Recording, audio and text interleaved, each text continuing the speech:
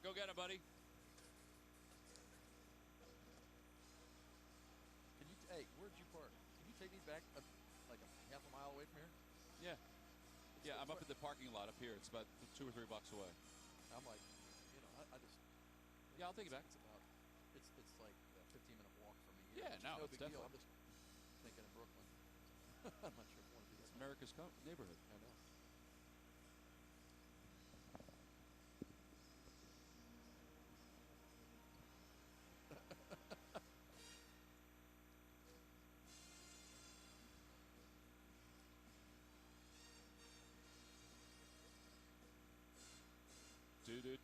Do.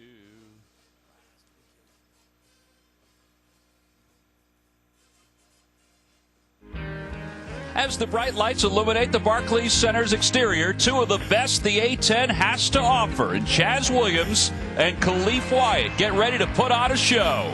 He has as high a basketball IQ as anybody I've ever coached. He really knows the game, and his game is so unique. He's got no speed, but he's so crafty, it's scary. The best thing about Chaz is he brings unbelievable energy. Every single day he steps on the floor, he's energized, he gets the other guys on the team pumped up and ready to practice, and even more so ready to play. Two longtime rivals meet for the 66th time with the final A-10 semifinal spot on the line. Next.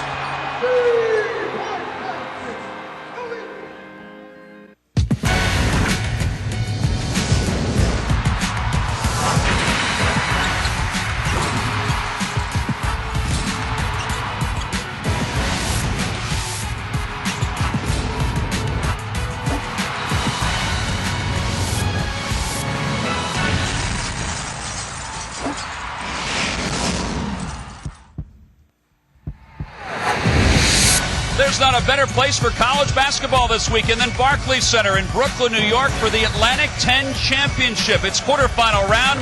That's the prize, the Atlantic 10 trophy and an automatic bid to the NCAA tournament. One more quarterfinal. It's UMass against Temple. How about what UMass did yesterday? They were challenged by George Washington. GW gave them everything they could handle, but Trey Davis, the freshman, came up big and then gave things off to Brooklyn-born Chaz Williams, one of the best guards in the Atlantic 10, and he certainly rose to the occasion. UMass won at 77-72, and now they'll face the Temple Owls. These are the brackets. The other quarterfinals, St. Louis and Butler, they've moved on to the semis. VCU just defeated St. Joseph's, and obviously we have one more to go. Hi, everybody. I'm Tom McCarthy, joined by Steve Wolf. It's been a heck of a couple of days here at Barclays Center. So what do you think so far? I tell you, it's lived up to its billing. This place is beautiful. The teams are playing solid. And the first three teams in the semifinals are already going to the NCAA tournament. Derek Kellogg talked after last night's win against GW about reconvening this rivalry between UMass and Temple. It's the 66th meeting.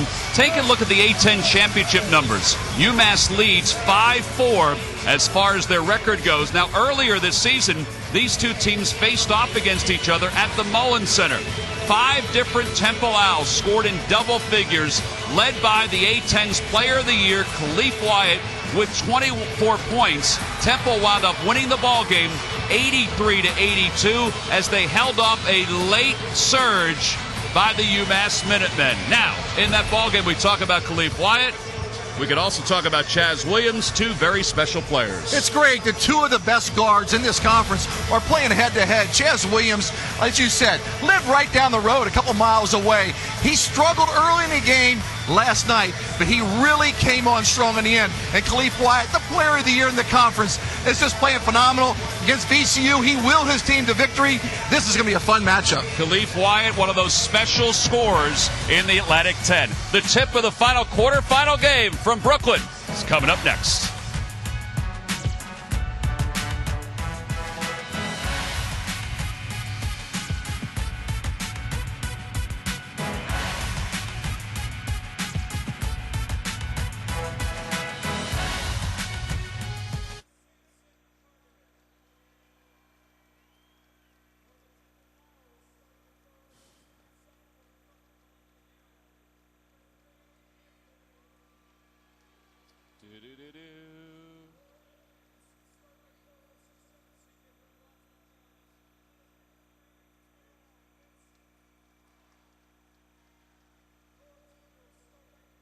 Scott was patronizing me.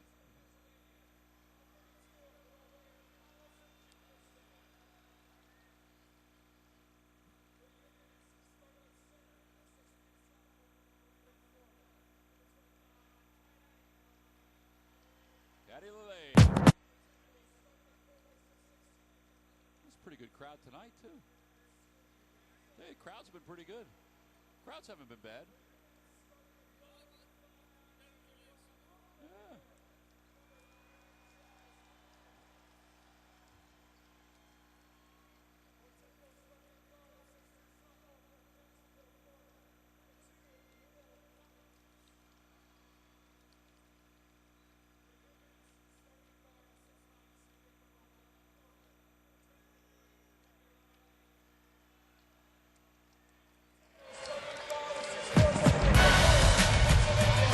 Well, outside of the Barclays Center, still a lot of activity. Folks rolling in for the final quarterfinal game of the Atlantic 10 tournament for the right to move on to the semis. Pretty good honor before the start of this ball game.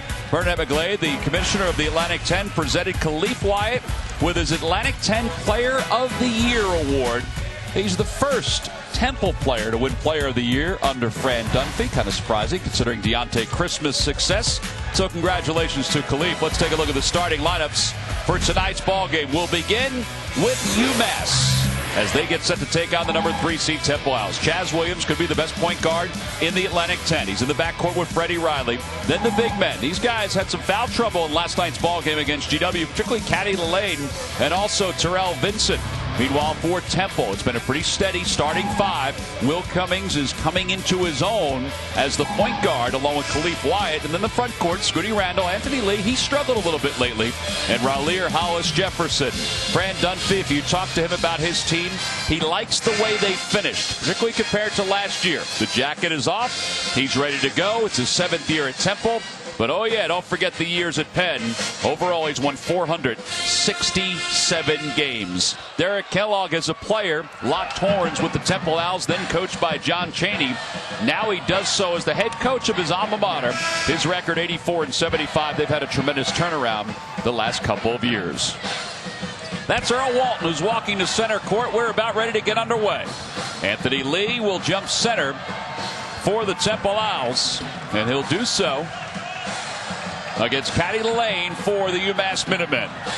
This should be a heck of a matchup. These two teams face each other earlier this season at the Mullins Center. It was an exciting game, and now Temple controls the tap to start things off, and the A-10's Player of the Year is on the board. What kind of pace do you expect? I think it's going to be frenetic. It's going to be up and down. Chaz Williams is the energizer buddy, as Derek Kellogg said. I think the Temple try to play up to that speed to help the score in transition. Caddy Lane missed that shot, but then Anthony Lee missed the rebound by a wider margin. Earl Walton, the referee. Bill McCarthy, no relation, just so you know. And Gary Prager, the other official for tonight's ball game. Good crowd on hand for these quarterfinal games. I've been impressed with the crowds the first couple of days of the Atlantic 10 tournament. A couple of missed shots and then the steal by Cummings. Little transition offense now for Temple. Scooty Randall for 3. No good. Well, you see, UMass is going to get it up and down. They're very athletic. The Temple's not backing down. When they have a break, they'll take it. Last 2 times, they've been able to get it down quickly. Freddie Riley's coming into his own as a 3-point shooter this year. Jesse Morgan was injured earlier this season. I know we've talked about this many times before, but it was Riley who was coming off the bench at the time, was then inserted into the starting lineup, and he's done a very nice job for Derek Kellogg's team. And you know, Tom, what's so important for Derek Kellogg is that he's always been a good offensive player, but he's coming to his own defensively this year. He's not a liability on that end of the court, and subsequently he's playing a lot more minutes. See Temple's record in the quarterfinals of the Atlantic 10. Khalif Wyatt, his shot no good. Rebound by Hollis-Jefferson, and then a tough pass to Scooty Randall. It's 4-3 Temple. Temple Owls have played a lot of games together, just as UMass has played a lot of games collectively over the years. That certainly helps their chemistry. Caddy Lane going to be called for the traveling violation. 2 turnovers now for UMass. Now Temple's doing a really good job of making passes to cutting guys to the basket. It's so important when somebody has the ball in their hands, you always have been looking to move without the ball. Great pass by Hollis-Jefferson. Anthony Lee in the paint. Nice move on the up and under. They need that from him. He hasn't been the player that they expected the last 5 or 6 games. Well, he's got to get more consistency. And that's a nice move by the big guy. A near steal. Williams gets it out of the hands of Cummings. Temple on top by 3. Early on, quarterfinal game, Atlantic 10 tournament. Caddy Lane missed the shot, missed the second shot, missed the third shot, didn't get a fourth. Well, Caddy Lane's got to learn when he gets the ball down low to take it up. That was a beautiful feed from Chaz Williams, but a dribble cost him time. You'll see Chaz Williams, what he does is sets up the defense, and instead of just taking it strong to the basket, maybe a little pull-up jump shot, he has that quick dribble. But you see that UMass is fighting strong for the rebound, not able to get the stick back. Well, now Wyatt to the free throw line. Wyatt leads the Atlantic 10 in scoring, 19.9 per game. He has scored 616 points this year. Makes the first free throw. So he has 4 points, or 3 points overall. You know what's interesting? He's been very consistent. He's a 4-time Player of the Week honoree for the A10, but he's 5-time Player of the Week honoree for the Big 5.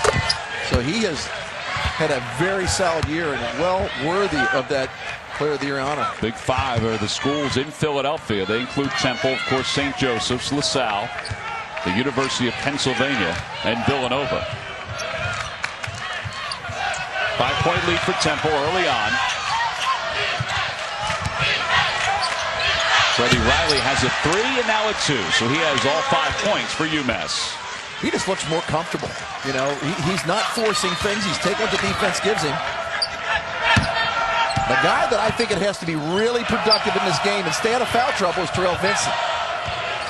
Yeah, Vincent and Lane both were in foul trouble last night, and that really helped George Washington. I thought the Colonials played a wonderful game. Scooty Randall thought about the 3. Instead goes up top for Cummings for 3. No good. And the ball tipped out of bounds by Scooty Randall. Well, inside wasn't working, but outside has worked a couple times for UMass. Well, and I think what Freddie Riley's doing is once he gets around Cummings goes for the steal. Riley, instead of taking it all the way, he just has a mid-range jump shot. Freddie Riley from Ocala, Florida, at Vanguard High School. Last 9 games, averaging just over 10 points per game. He has 196 career 3-pointers, including 1 tonight. He got foul on that one. Wyatt hit him. You never foul the jump shooter. That's a rule. Coaches hate that. You go out there with their high hands, but you don't want to foul the shooter, especially when they're behind that line. Well, Wyatt called for the foul. Brings up an interesting point about Khalif Wyatt. Obviously, he's a very gifted offensive player. Defensively, he doesn't have the same kind of gifts. And I asked Fran Dunphy, I said, politician? Well, I asked Fran Dunphy, I said, so when he won Player of the Year, what'd you say to him? He goes, you know, I don't really talk about the individual awards that much. The guys know that. I did, however, say to Khalif, when he walked into the practice facility, I said, hey, that's Khalif Wyatt. Aren't you the defensive player of the year in the Atlantic 10? And that was a little, you know, drive-by by Fran Dunphy. But he did say he's played better defensively over the last couple games. I had a coach that used to say that one of my teammates thought defense was something that went around D-yard. So I've heard that it's our defense is all effort and heart. That's why you like to see teams like St. Louis, VCU, Butler. And Temple traditionally is a very solid defensive team.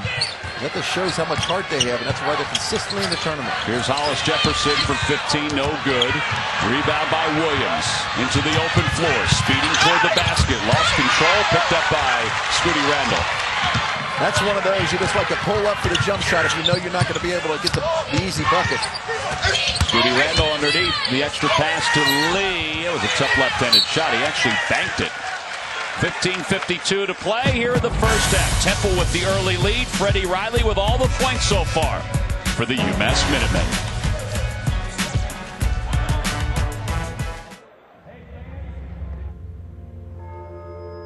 Minds made. Ideas made. Breakthroughs made. Status quos erased by self-starters. Not just showing what they're made of, but what they've made. Often leading the way, always pushing forward. Forever proud of where they come from and where they're going.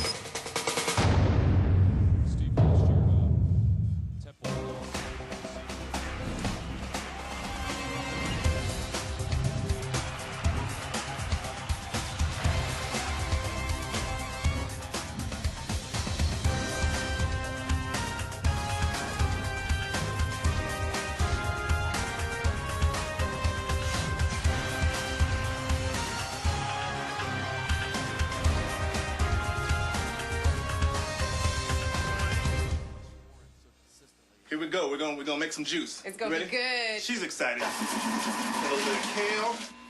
Please don't put this on I'm putting it all over the line. It's wet. It needs something. No, it'll go. Don't break my juicer. Looks good. You ready to try it? Come on, baby. Challenge your kids to be active and eat healthy. It's okay. Okay. All right. They might surprise you. She took another sip. You saw it? Search We Can for more ideas on how you and your kids can get healthy together. From Iraq and Afghanistan, our brave warriors are coming home, wounded. Some with wounds you can see, some with wounds you can't see. Wounded Warrior Project was created to support our men and women coming off the battlefield.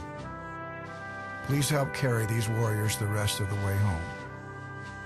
Get involved at woundedwarriorproject.org.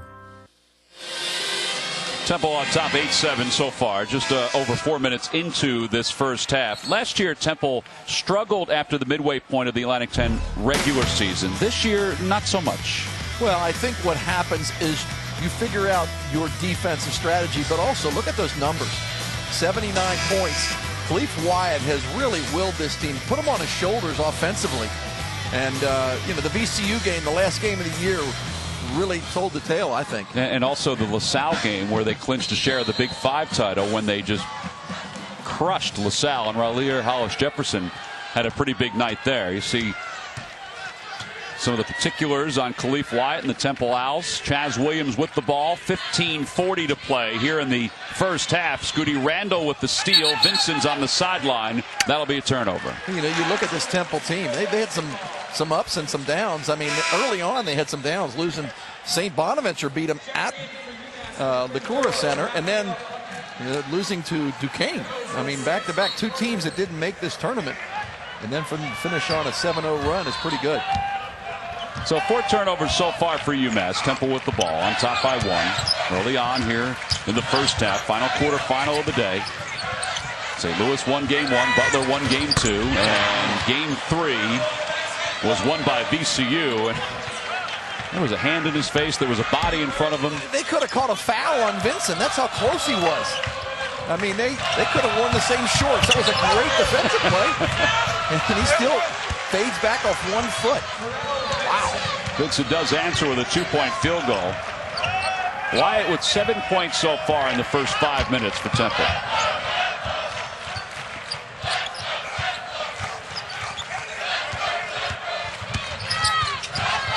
Hollis-Jefferson fouled. That foul is on Chaz Williams.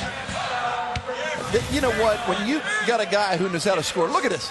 There's about a 4-inch or 5-inch difference in size. Look how high. That brought rain. Jay-Z's going to charge Wyatt for the damage on the floor. That's ridiculous. That was just so high arching. Well, that technique, too, is why he's able to get so many free throws. That was great recognition by Cummings. He looked to Wyatt and then passed inside to Hollis-Jefferson. Beautiful looking. It's good that Jefferson is hovering around that basket. He's open. You just got to make sure you find him. 4-point game. Vincent. Bucket is good, and the foul on Scooty Randall. I think it's going to be very important, as we've talked about, is Terrell Vincent's got to get involved offensively. Randall not getting over there quick enough. Has some body contact. Vincent's going to go to the line for the N1. By the way, Raphael Putney, number 34, just checked in for UMass, so he's in for the first time. That means UMass is a little longer now with him in the game as Vincent goes to the line. Williams and Caddy Lane chatting out toward midcourt. Putney had a great game last night. 12 points, 3 of 4 from beyond three-point range. He had one that was actually longer than Theus's in the first game. It was around your Reese's Pieces. On the court. That was a long jumper by the big guy. Maxiesho checks in. Lane checks out. TJ DeLeo just came in for Scooty Randall, who now has 2 fouls 5.5 minutes into this game. DeLeo is a really good defensive player. He's got a lot of offensive skills. He's a good athlete. Also a smart kid. Going for his masters at Temple. Back to a 1-point game. See Randall's numbers as he goes to the bench. 2 points, 2 fouls. TJ DeLeo and Scooty Randall both have gotten their degrees. They're undergraduate degrees. Same with Jake O'Brien, who's on the bench for Temple.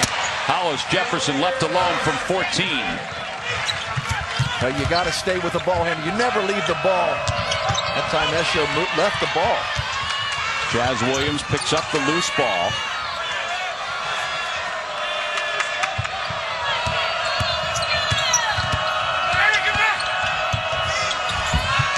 Williams is yet to shoot the basketball.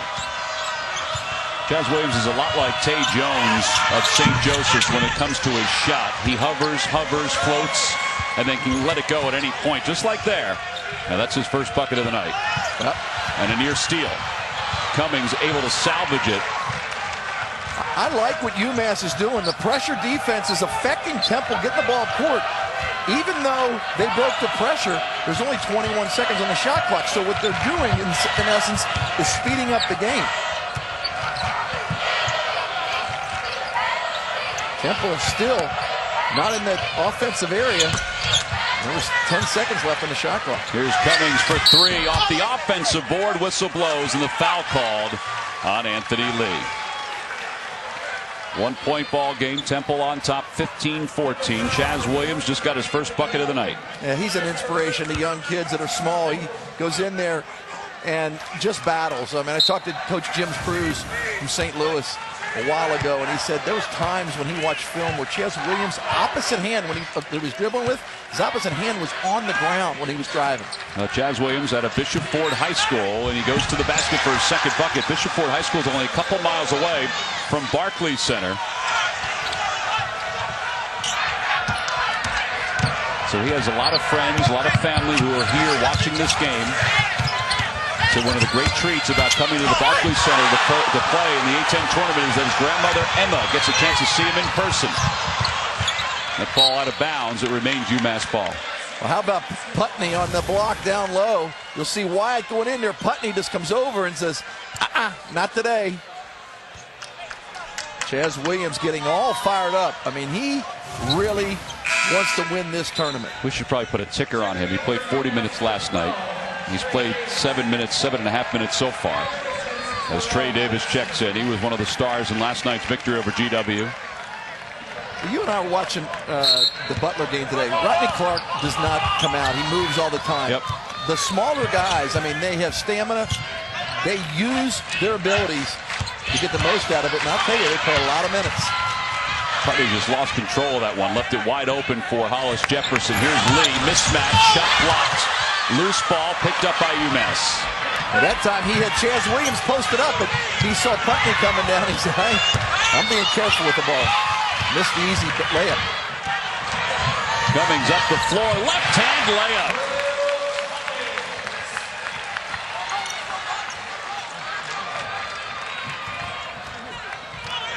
Will Cummings, the sophomore from Jacksonville, Florida. Everybody around the Temple program says that he's making better decisions, making solid decisions as one of the point guards along with Khalif Wyatt. Well, that time he went right at Putney. I think it was a smart decision. Anthony Lee got position on Esho for that board.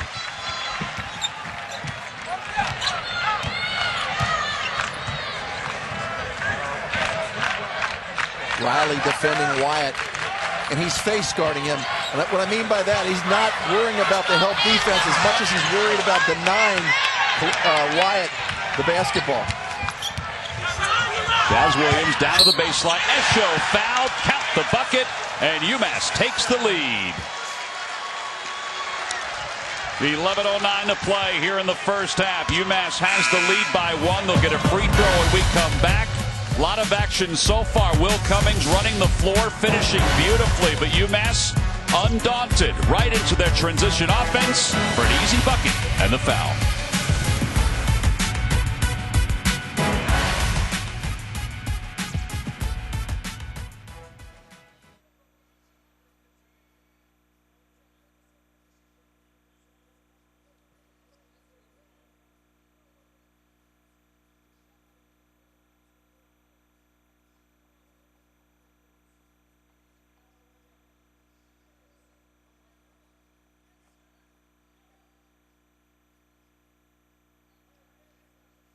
I don't think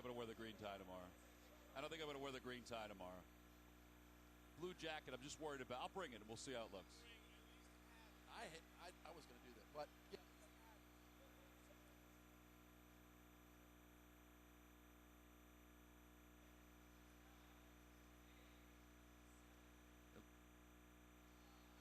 I think she's hanging out with Spike Lee.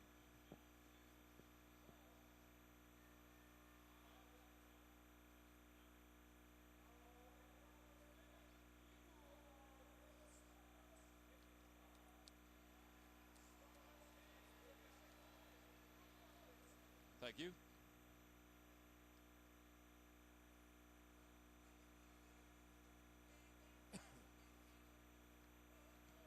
Okay.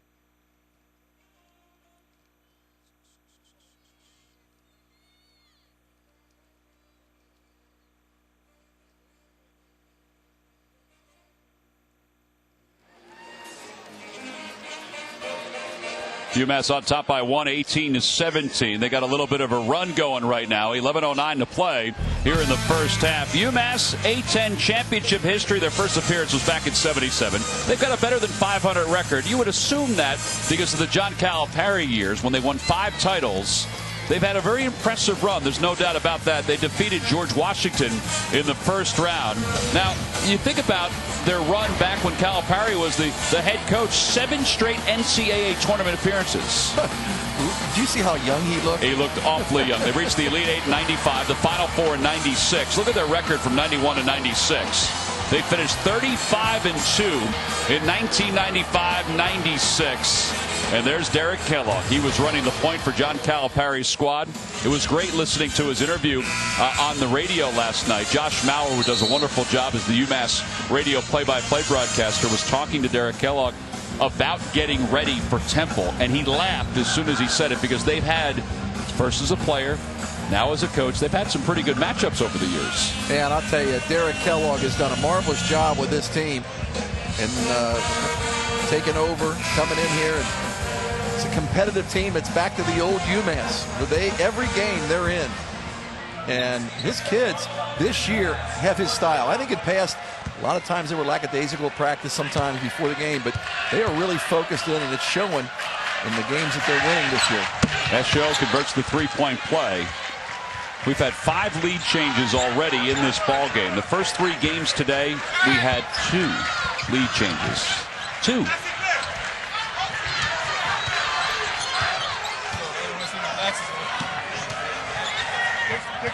Jake O'Brien in the game for the first time. O'Brien scored 1,000 points at BU. Now at Temple for his final year of eligibility. He can fire the 3. There it goes, and it's good. You know, that's not an easy thing to do. He comes in off the bench cold and spots up. You know, I always tell kids to try to get a drive to the basket, get a little sweat going. But O'Brien is like a pro. Comes right in, drains a 3-ball. Davis ready to point.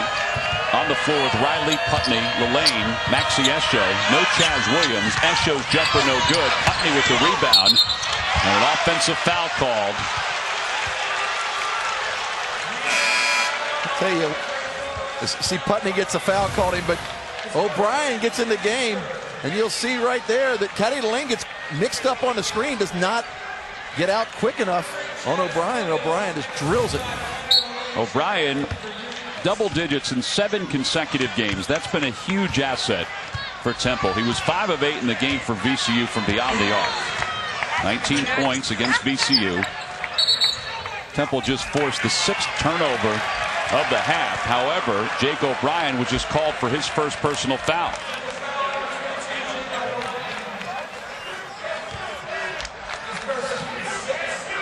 Mention O'Brien scored 1,000 points for Boston University.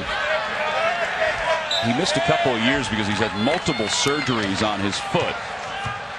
And that enabled him to get an extra year with the Temple Owls and put a big-time asset. And it is. It's bench points, which are so important in this league. Carter to clean it up off the miss from Trey Davis. All right, Steve, I want you to keep track of this. That's 7. Count them 7 lead changes. By the end of the night, I want to know how many by the end of the first half and at the end of the ballgame. You know what's incredible is that there's only been 5 turnovers in this first half, in the first 10 minutes. You'll see Trey Davis shoots, but there's no box out. You got to box him out. Jefferson really nowhere near Carter, and Carter puts it in. Trey Davis called for the personal foul. That's his first. I was saying there's only 5 turnovers in this game, cumulative between the two teams. Temple has 0. So it's been a pretty clean game so far, other than your problem with the lead changes. Cummings is out. Dalton Pepper, the transfer from West Virginia, in for Temple. The Owls had a lot of success at a Pennsbury High School, and Lavoy Allen, who's now playing for the Philadelphia 76ers. That's where Pepper went to high school in Bucks County, Pennsylvania. Hollis-Jefferson having a little trouble out there. Wyatt covered by Williams, backs him in, spin move, leaner, doesn't get the roll. When he shoots, you're almost shocked when it doesn't go in. That's such a good touch. Carter threw an air ball up from 4. Esho there with the cleanup and the putback. He's got such a quick jump. He was able to get that, put it back in quick before the defense recovered. Nice stick back by Esho. Esho from Upper Marlboro, Maryland, out of Henry Wise High School. Wyatt lets one go, no good. Rebound by Esho. UMass on a little bit of a run here, up by 3. Trey Davis was looking left, looked right, nobody was there, and went up and down. And he came down before he got rid of the basketball. Right now with UMass with a 3-point lead, the way they're playing, you try not to turn the ball over. You want to come down and get it into the offensive area, try to get it inside to the big guys. See Scooty Randall coming right back in. All right, now Scooty's in, 8:45 to play first half with 2 personal fouls. It's kind of hard. Sometimes coaches just say, all right, you get 2 fouls, you're done for the half. And I don't believe in that. I'll tell you my biggest problem with sitting somebody down with 2 fouls is if you sit them down the rest of the half, they get rusty. They get, yeah, you save their legs, but I'd rather have them playing and moving around. As you see Pepper hitting the square up jump shot. It's a 2. I think it's a smart move getting Randall. You need his offensive input. Get him in the game and realize you've taught him to be smart. They're fundamentally sound. They'll stay out of trouble. Now, if you're UMass, I like this matchup. Vincent against Dalton Pepper, and Vincent doesn't get the roll, and the tip back in by Vincent is good. And there were 3 white jerseys around him. Vincent is one of these, I call him the lunch pail guy. He just brings his lunch pail, and he does his work.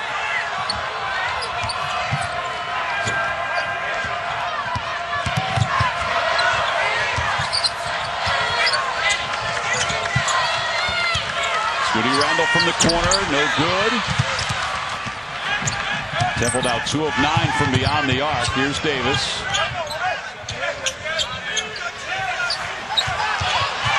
Williams, although he has not missed, has been very quiet. Only 2 points, or 2 jump shots. TJ DeLeo tried to draw the foul, but still gets the fast break layup to give Temple its 24th point of the night. They're down by 1.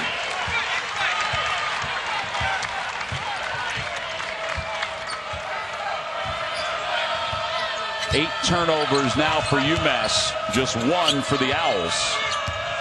Jazz Williams slices through the paint, along the baseline, traveling violation. Turnover number 9 for the UMass Minutemen. It's a 1-point lead for UMass. Back and forth we go. Here's Vincent battling against Pepper. Bounces once, twice, 3, 4. Nope, he tips it back in. It's good. But then the answer on the other end with the steal from TJ DeLeo. And the kiss off the glass.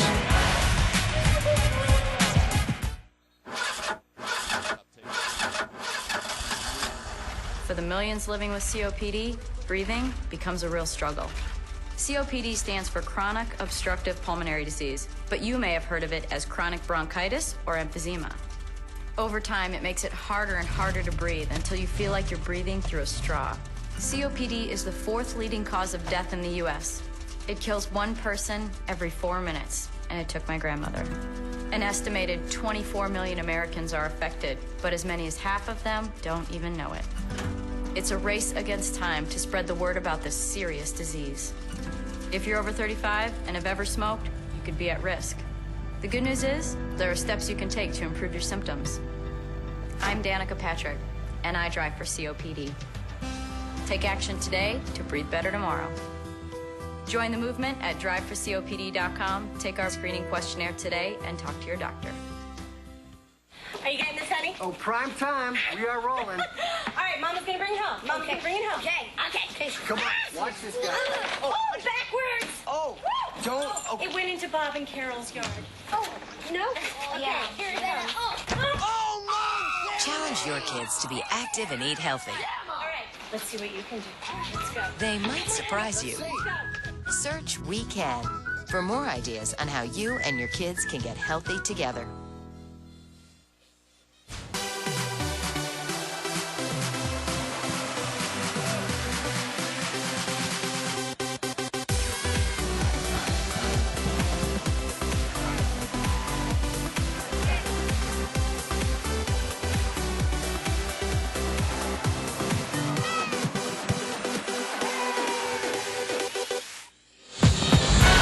Well, they wanted to play baseball on this site many years ago. It's the site of Barclays Center, the home of the Brooklyn Nets. Tonight, it's the A-10 Conference Tournament. Quarterfinal round, UMass on top by 1. Take us to that last basket there, Steve. Well, you'll see right here, this is DeLeo, and this is Vincent. Vincent's going to come over here. Go ahead, roll it.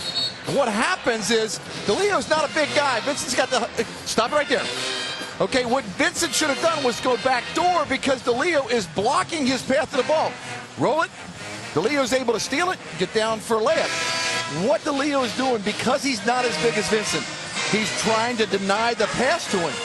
In order to get the ball to Vincent, he's got to go backdoor to the basket. That's a beautiful play by DeLeo. All right, what about that stat we just saw? 10 field goals made, 1 turnover. How significant is that from a basketball standpoint? Well, I think that if you don't have those 10 turnovers, you'd have more than a 1-point lead in the game. But that's UMass's style. They're up and down. They have to settle down and take care of the basketball, but they're still beating Temple, and Temple's winning. Well, they have 2 turnovers now. Yeah, 2 turnovers to go along with the 10 for UMass. How about that, though? UMass has 10 field goals. They have 9 turnovers, excuse me. Imagine if they didn't turn it over as much, what their lead would be. If they're up by 1, they could be up by even more. But I think what you look at UMass in a game like this, there are some nerves. This is a big game for UMass because they win this game, they get to the semifinals, they get closer to, being on that bubble, chance to get in the NCAA tournament, which is their ultimate goal.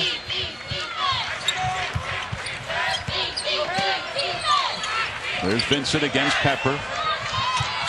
Hollis-Jefferson was there to help out. Vincent again backs his way in through one piece of the defense. Here's Williams way downtown. He shot that one from his schoolyard at Bishop Ford High School. UMass, a lot of empty possessions, have a lot of opportunities as Temple has their 2nd straight turnover. Freddie Riley from the baseline. He was hot to start, went to the bench. O'Brien with the rebound. Wyatt and Randall are on the bench along with Anthony Lee. So off the bench, you have DeLeo, Pepper, and Jake O'Brien. This is an interesting combination that Fran Dunphy has out on the floor. And they've been playing, a couple minutes with it, with Wyatt on the bench. Here's DeLeo. He finally takes the 3. Good!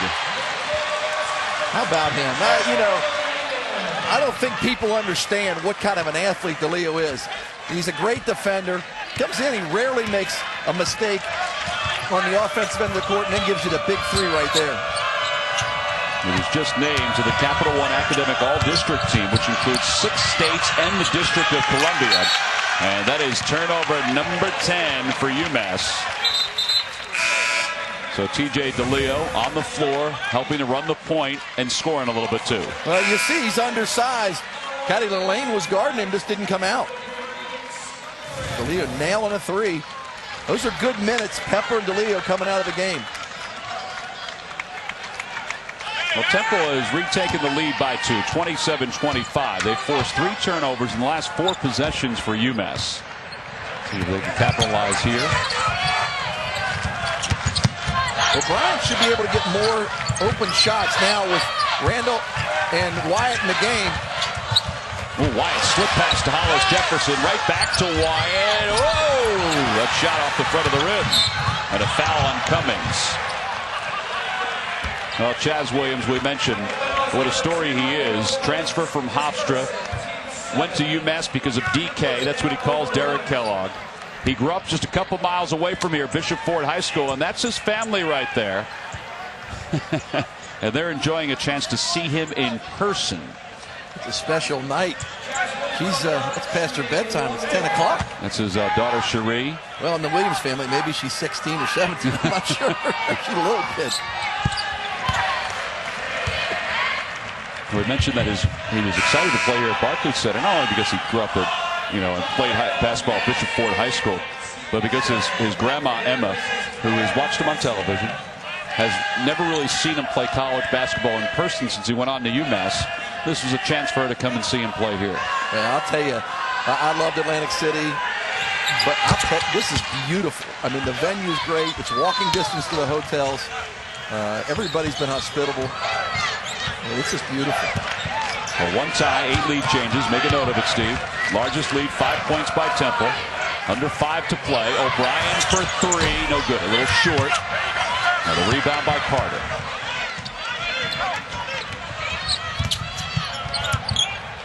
Here's Chaz Williams from 19.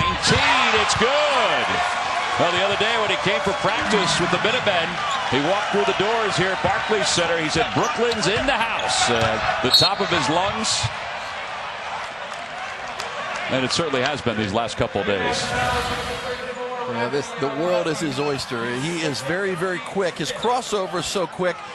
And because he's so little and he's had to all of his life try to get quick shots off, he's able to do it with small areas of space to get open. Brad Redford from Xavier's like that. Brad always used to say that he became such a good three-point shooter because he always had to step farther back than the defense to take threes because of his size, and as it turned out, it worked to his advantage.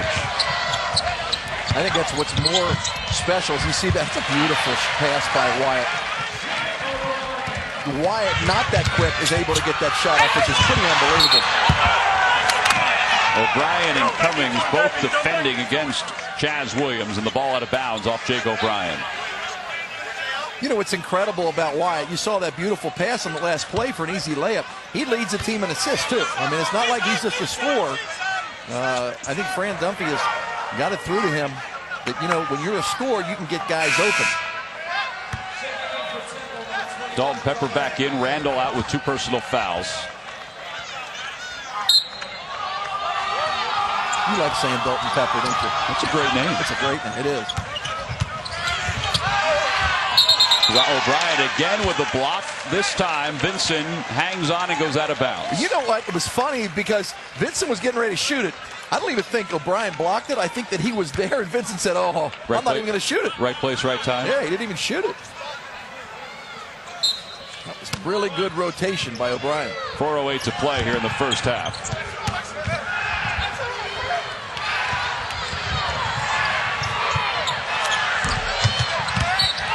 Hollis-Jefferson fouled by Maxi Esho with 4 minutes to play here in the first half.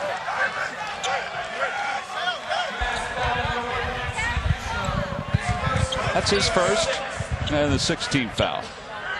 So first 35 for Temple. Jefferson having a pretty nice first half. He's 2 for 3 with 4 rebounds, and they've been big rebounds, and he's going to get another chance to make something happen. Khalif Wyatt bumps along the baseline. Gary Prager made the call. And Wyatt, when we come back, will get a chance to go to the free throw line. Chaz Williams, Brooklyn born. He's had an impact on this UMass team. He's had an impact on this city itself. You'll get a chance to see a little bit more of Chaz Williams in his hometown when we get back.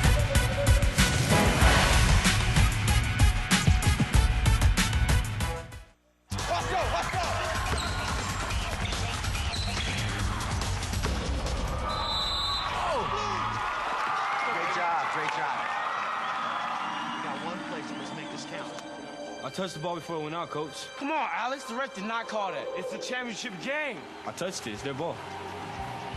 Don't foul them when they inbound. Alex. Good call. Sportsmanship. Pass it on. From Iraq and Afghanistan, our brave warriors are coming home. Wounded. Some with wounds you can see, some with wounds you can't see. Wounded Warrior Project was created to support our men and women coming off the battlefield. Please help carry these warriors the rest of the way home. Get involved at woundedwarriorproject.org.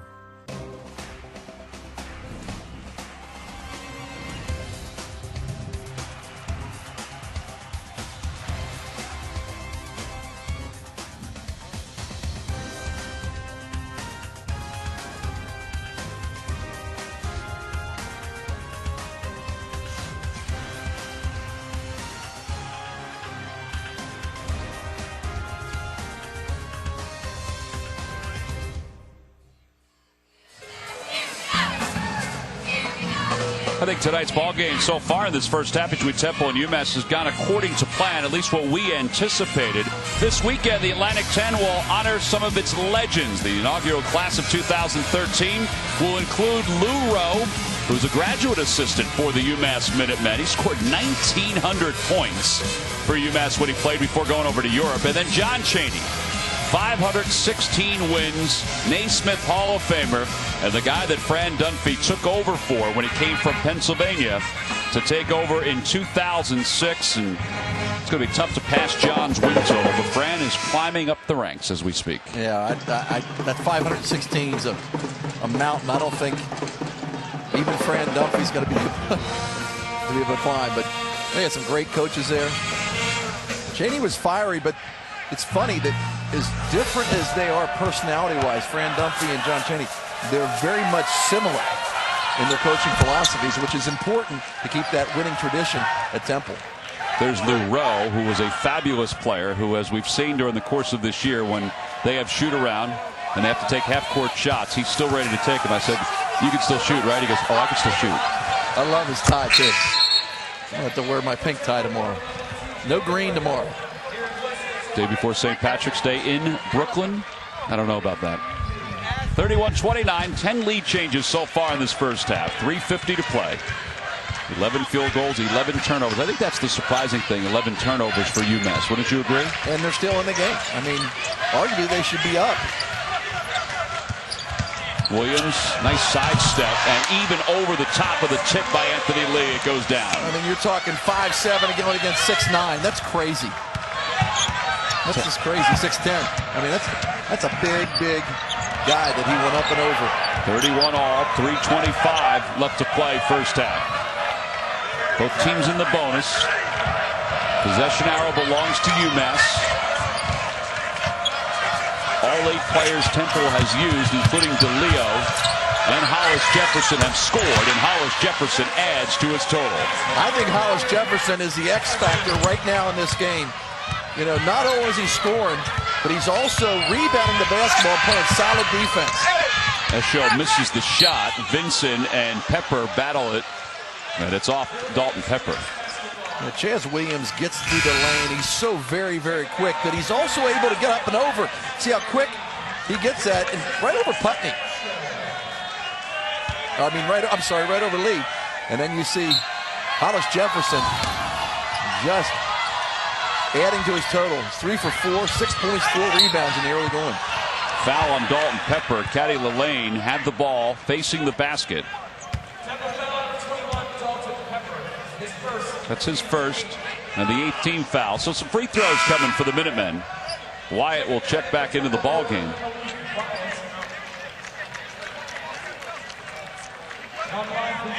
Wyatt comes back in with 9 points. And now the lane scoreless so far. 0 for 4 from the floor. And he makes the first free throw.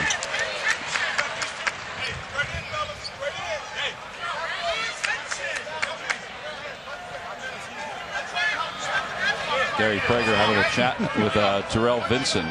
We told him not to grab him on the rebound. He said, and Vincent looked at him like, you're crazy. And he says, hey, listen, I'm just trying to help you out.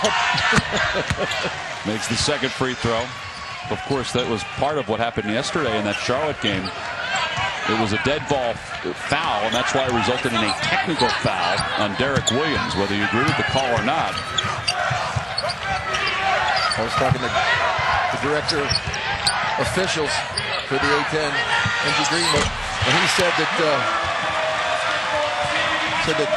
Digger Phelps gave him a whole lot of looking at. He said that somebody said, how good of a coach was he? He says, really good coach. He goes, well, how good of a referee was he? Reggie goes, he's a really good coach. 36-33 thanks to the three by DeLeo. DeLeo with 8 points so far, 3 assists off the bench in this first half. See, now what happens with Jefferson playing as well as he is, you have to guard him. Well, he is doing a super job. So they have to guard him, which leaves Lee down low open. And also, you got to guard Wyatt. It's a tough gig right now for UMass. 1:49 to play. Temple with a 5-point lead and a timeout called. Hollis-Jefferson directing a little traffic here, then finding a little sliver of daylight. You know, it's man-to-man coverage, and Jefferson's got the hot touch. He's got the hot touch, but credit TJ DeLeo coming off the bench. You mentioned Jake O'Brien. It's tough to come off the bench and make some shots. Well, for TJ DeLeo, he's not considered a scorer. But what he does and what I like is that he starts on the defensive end, and he gets the sweat going, he gets the juices flowing, then he comes down, and he's able to hit that open jump shot. But everything DeLeo does basically comes from the defense. He's a very good athlete. Temple now on a 7-2 run in the last minute 19. So 38-33 the score. Temple's had a lush history in the Atlantic 10. They've won 9 titles. Now this is technically their final season in the Atlantic 10 because they'll move on to the Big East after this. Their first appearance was 1983. Fran Dunphy himself has won 3 tournament titles.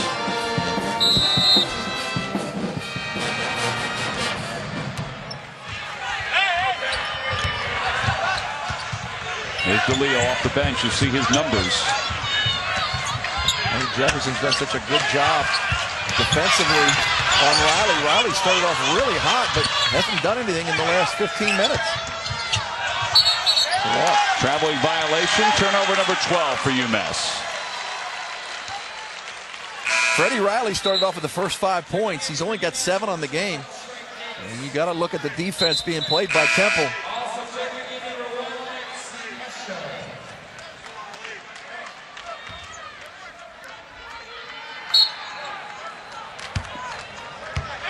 Show back in the ball game. Leading scorer for UMass, Chaz Williams with 10. Leading scorer for Temple, Khalif Wyatt with 9. And DeLeo and Hollis-Jefferson with 8.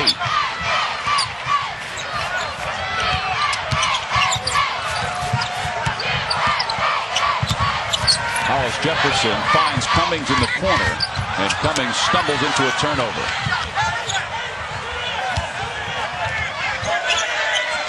One minute to play in the first half. Williams to the basket, and he draws the foul, so he'll get 2 free throws.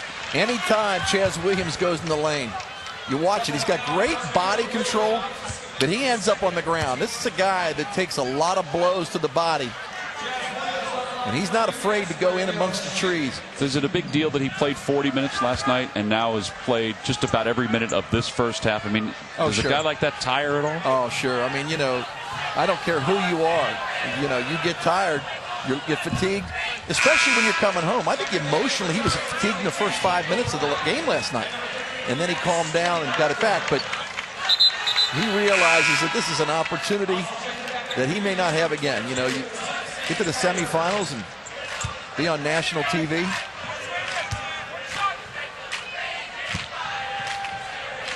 Came into this ball game as one of the top scorers in the A-10, top ball handler as well, and he makes both free throws.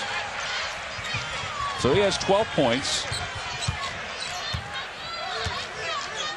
He's been very efficient, 4 of 7. He's got 2 assists to go along with 4 for 4 from the free throw line. A 20-second differential on the shot clock. So UMass will get a shot at the end of the half.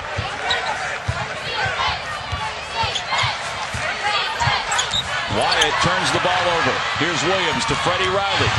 Gets past DeLeo to give it off to Davis to lay it in.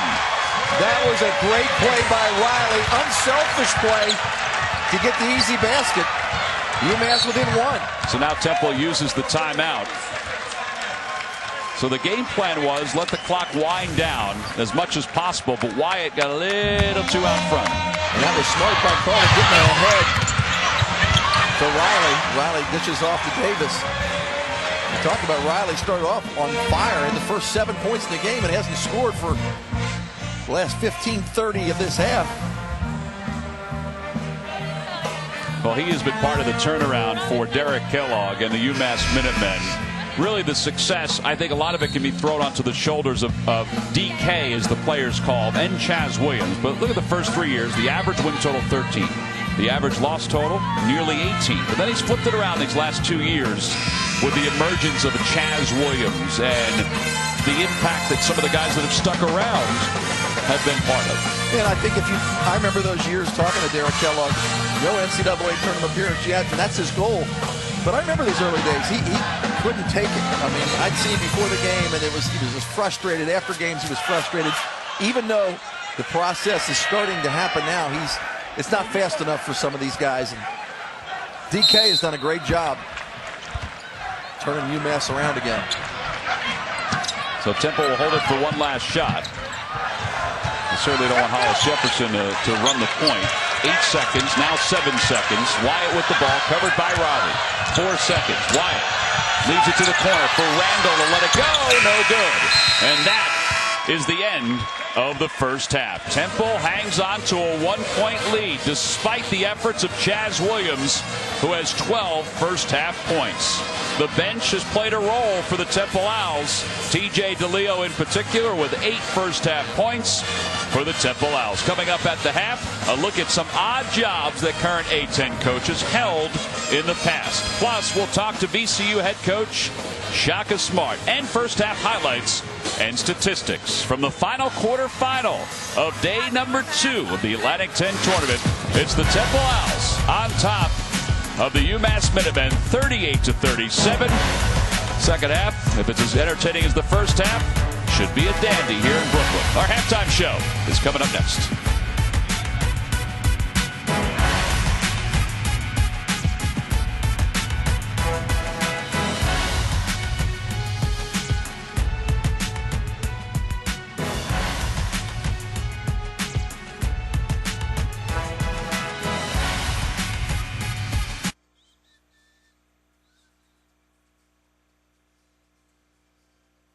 Guard 43.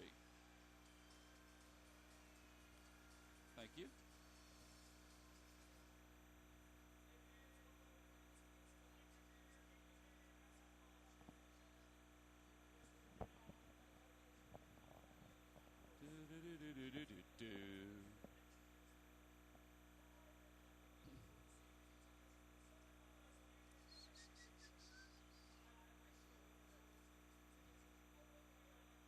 Thank you.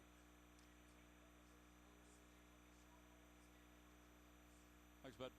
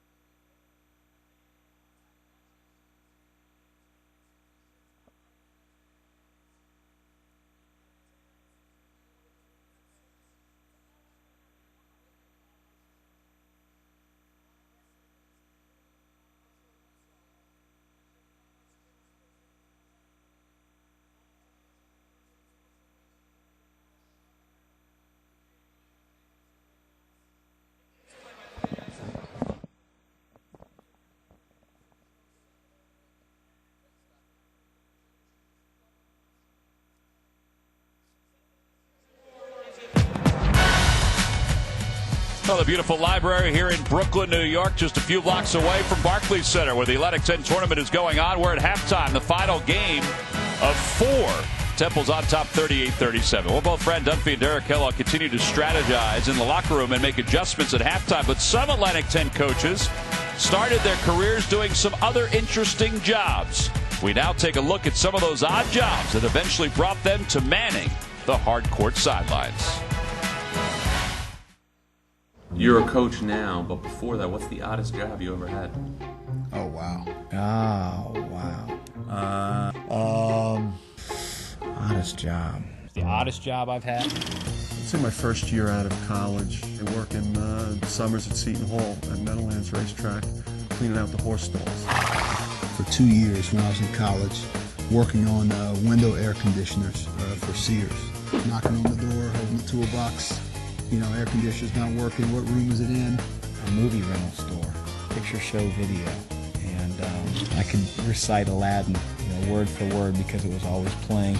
I worked as a tree cutter. I moved furniture for 3 years. I was a mover, a pot washer in a nursing home. I was cleaning dishes in the kitchen there. My mom called it lumberjack, so I spent the summer literally cutting down trees, doing a little bit of lumberjack work. So that's probably the oddest. I was supposed to work at Applebee's, but Mata told me to not show up for work, so I listened to him and he hired me a butler. Oddest job you ever had? Ever being a rental pallbearer. When I was a basketball coach at Beaver College, it's now Arcadia University, I was in charge of the scheduling on campus, which included scheduling weddings. While I wasn't a wedding coordinator, I was meeting with brides or potential brides-to-be about 3-4 days a week, showing them the castle. I worked at a Dairy Queen. I got held up at a Dairy Queen. I got locked in a walk-in freezer at a Dairy Queen. That would be the oddest thing that I've ever been paid to do. And for Phil Martelli, that's kind of entertaining. He's also a talk show host. He's done a lot of commentary as well. He's also a pretty good basketball coach. Temple leads at 38-37. Only 20 minutes remain for Fran Dunphy and Derek Kellogg. We'll be back with Shaka Smart right after this.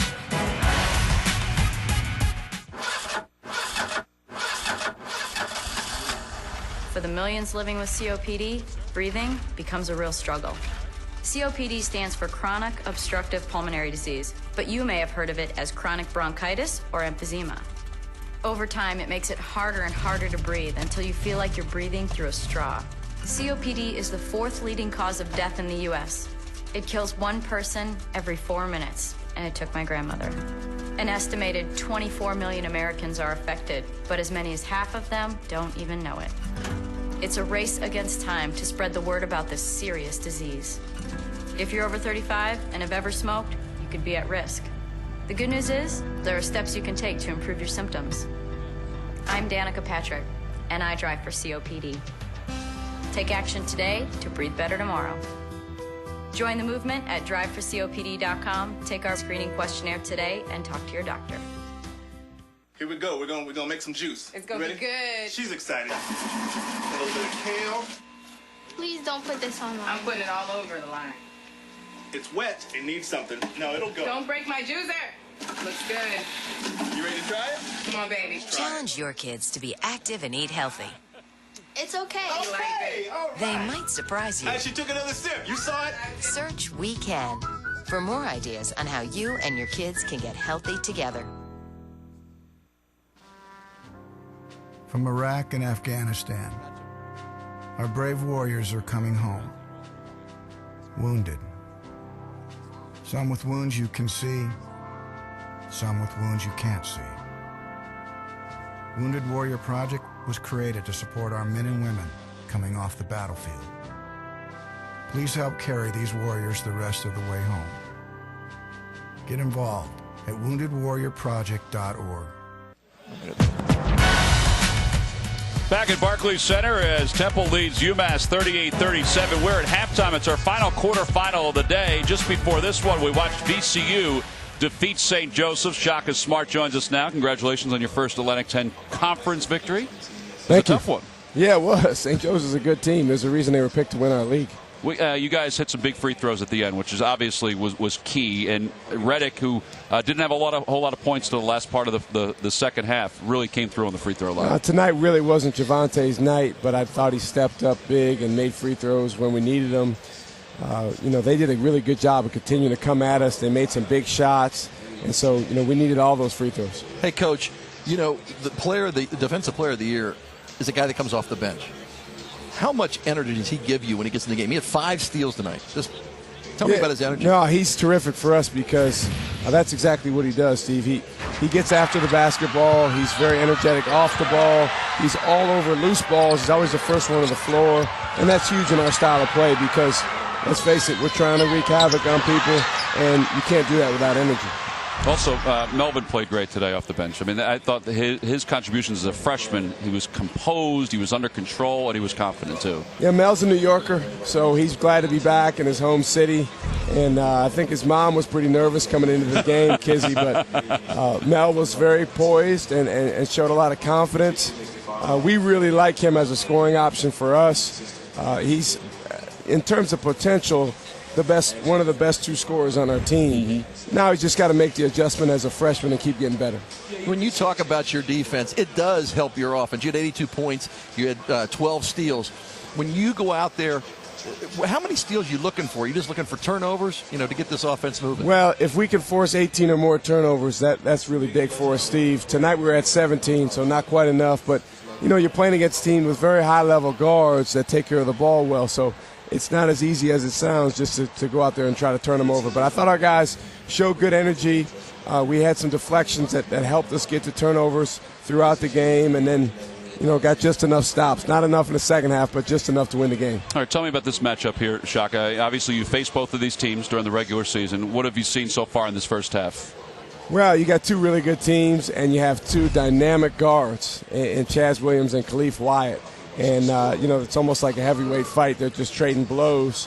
I think for UMass, they're really dangerous because of their length and what they can do to you on the glass. I think Coach Kellogg does a terrific job of exploiting mismatches. They go to Vincent or they go to Caddy Lane and they exploit you there. Temple, obviously, they just got a lot of different weapons that feed off of Wyatt. DeLeo hit a couple threes. O'Brien's dangerous from there. Hollis-Jefferson's got it going a little bit. So you're talking about a veteran team with a lot of weapons. Either team could win it. I hope it goes into quadruple overtime. Well, that's the question I'm going to ask. You're a team that is high energy. You go full court. You have possibly 3 games in 3 days. Do you substitute any differently in these games? Well, we wanted to get our whole team in the game, Steve, in the first half and get them experience.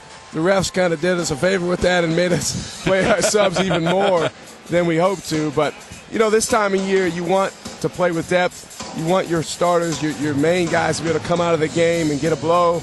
I thought tonight we had that. We're going to need it again tomorrow. All right, Shaka, good luck tomorrow. We appreciate it, and good luck the rest of the tournament. Thanks for having me, guys. All right, Shaka Smart, our guest here at halftime. Again, Temple with the lead, 38-37. We'll be back with highlights and stats right after this.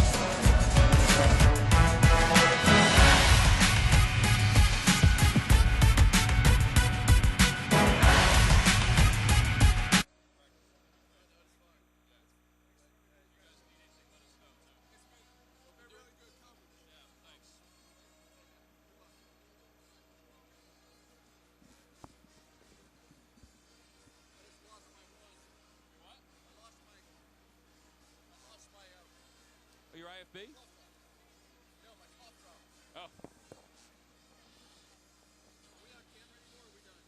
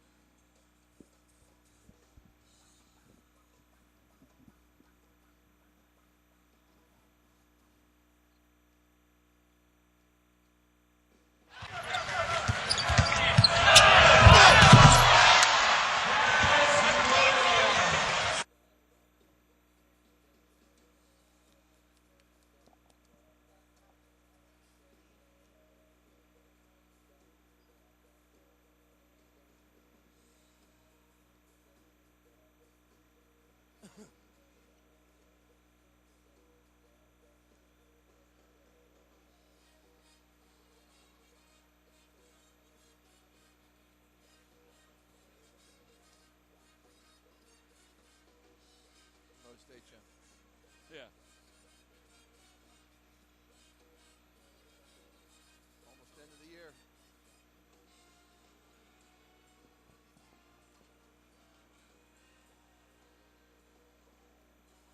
Most.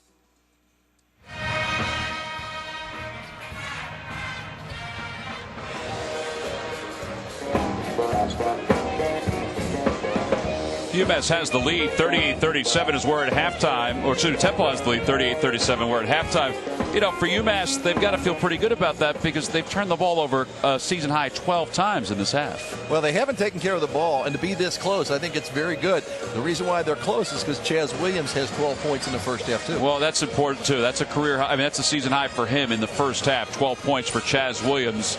Khalif Wyatt, obviously, he's had an impact for Temple in this first half. He really has. He started off on fire, but he slowed down. I mean, this is a guy that is a scoring machine. This shot right here was unbelievable. Brought rain and was in Vincent's fate, but he has struggled latter part of the first half. And on the other end, Chaz Williams has picked up. Chaz has 12 points. He's shooting the ball well. He's 4-7 from the field, 4-4 from the free throw line. They put this offensive burden on his shoulder.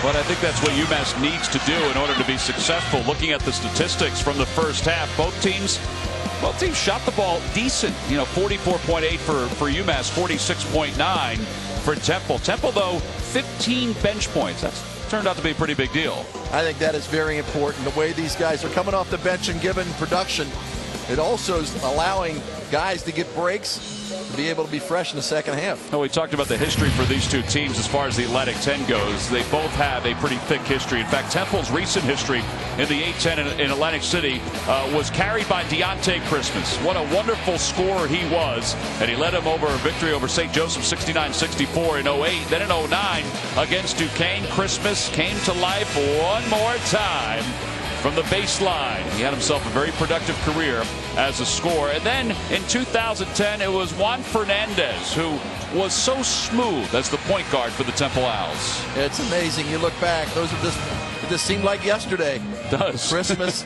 was a wonderful player. And then Fernandez, I mean, like you said, he was just under control. Can you imagine Fernandez on this team?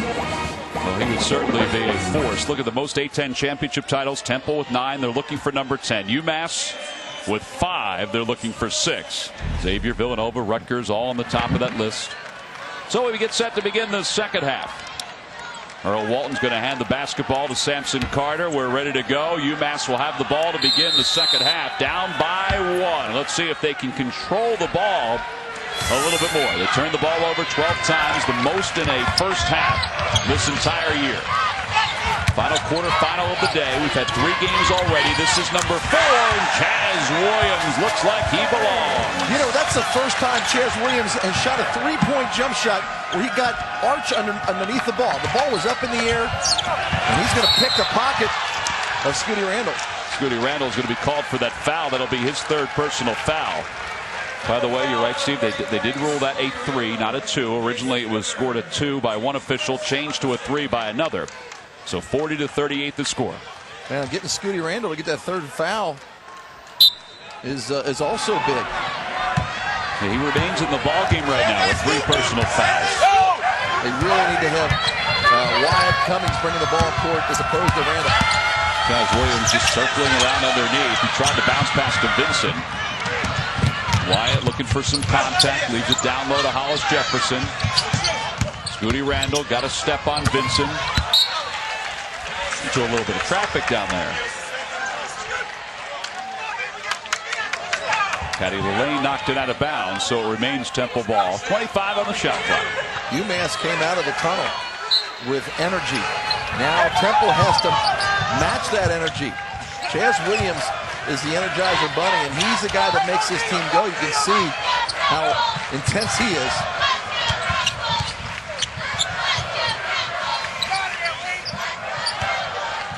Shot clock under 10. Wyatt calling for the basketball. He's got Chaz Williams on him. Cummings better let it go. Shot clock's at 2. He did let it go, and it's tipped. Anthony Lee picks up the loose ball, and Chaz Williams called for his 2nd personal foul. Oh boy, Chaz Williams was so upset with that call. I'll tell you, he's a fiery kid. Temple didn't do a very good job of managing the shot clock that last time down. Randall misses the 7-footer. Now UMass can add to its lead. They'll take a three. Rahlir from the corner. It's good. Derek Kellogg imploring his team to pick up full court. He wants them to have pressure.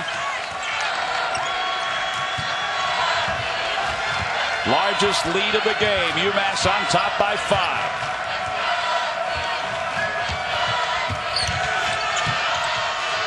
Here's Wyatt.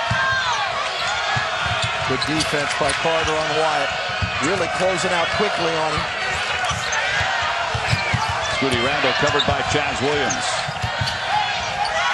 Randall open for 3, trying to answer, and does. That's big because Randall has to open up his offensive game. He's going to have to be a factor because right now Wyatt is not able to get open jump shots. Good defense by UMass to shut him down. Somebody's got to pick up the pace, and that's a big shot by Randall. Patty Lillane with the offensive board, and he's bumped from behind by, I believe, Scooty Randall. Let's see who they call it against. It is Scooty Randall. That's another foul. That's number 4. Oh, they're going to call Lee on that. Oh, they're going to call it on Anthony Lee. But that's the Riley bucket we're looking at right there. And then the answer by Scooty Randall for 3. Well, that's a fortunate foul right there for Temple as Chaz Williams goes right out over the top of Will Cummings. Williams with 18. He has just come out of the gate going crazy.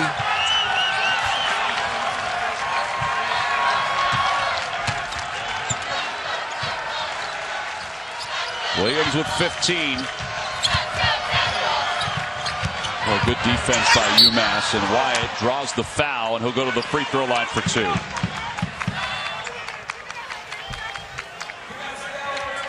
Well, I'll tell you, when they overplay it, Wyatt is being overplayed as something fierce. You'll see Wyatt will go back door right here. See, dribble penetration, ball fake. Wyatt goes back, foul on the lane. And that's what you have to do, Tom. And when you're overplayed and they're denying that pass, you have to make sure you cut to the basket. Wyatt double digits once again for Temple. He has 16 20-point games so far this year. He has 5 30-point games. He has made, with that free throw right there, 184 free throws on the season, which is 5 away from the record for a year for a Temple basketball player. It's a nice tip out by Randall. Couldn't grab it, so he tipped it out on the missed free throw. Giving Temple another possession. And Randall another shot and another 3. Now that is really important because now you can't put all your attention on Wyatt. You need to have another score, whether it's an inside score or an outside score. Randall's coming to play in the second half, and they're going to get Lee for another foul.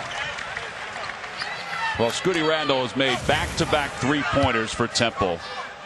Getting in a little rhythm here. You know, that's a dribble handoff and a little bit of a pick by Hollis-Jefferson, leaving Randall wide open.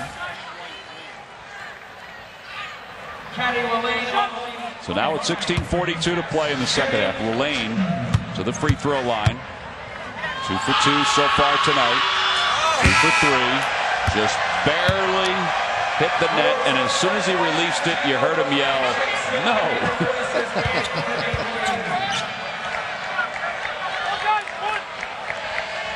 Scooty Randall, big time here in the second half.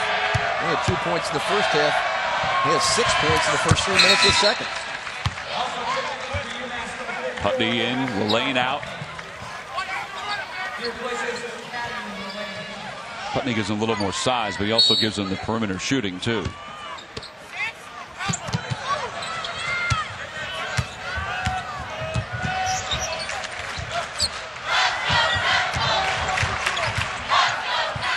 I just love watching Chaz Williams' facial expressions. I mean, whatever it is, he's always talking. He's always making faces at the referees, the other players, the coaches. He's fun to watch. Wyatt picked up by Vincent. Shot clock down to 7. Wyatt bumped along the perimeter. And I tell you, Wyatt sometimes gets these, sometimes he doesn't. But you'll see when he drives to the basket, if somebody's touching him, he has that head fake. Now watch the head fake. As soon as he gets around him and there's a grab, watch his head. Boom. That's when the officials say, I wonder if he got fouled. And that can go both ways. Sometimes officials say, quit faking it, quit acting. Well, there's a three, no good. Rebound by Hollis-Jefferson. O'Brien's trying to post up down low against Vincent. Cummings leaves it for O'Brien. He's not the alley-oop kind of guy. Shot is blocked. You know what? 3 guys came down on him. When there's 3 guys on you, Randall was wide open for a step-in three-pointer. Here's Williams for 3, no good. He was trying to draw the foul. And Williams was able to get his hand up and deflect that pass. He just sensed something was going on. He didn't even see it. Nope. Tom was right in front of us. He wasn't looking anywhere near the ball. I don't know how he was able to do that. He was like a defensive back reading the eyes of the receiver.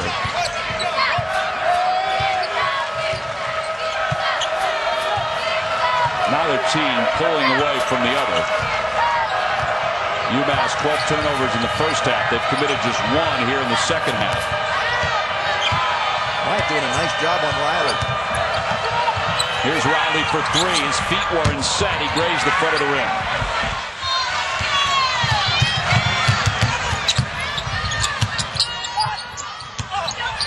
Here's Cummings to the basket. Bank shot no good. Somebody get the lid off the cylinder for both these teams. There you go. Carter rips it off.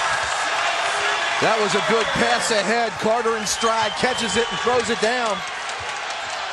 UMass playing their game, getting up and down the court.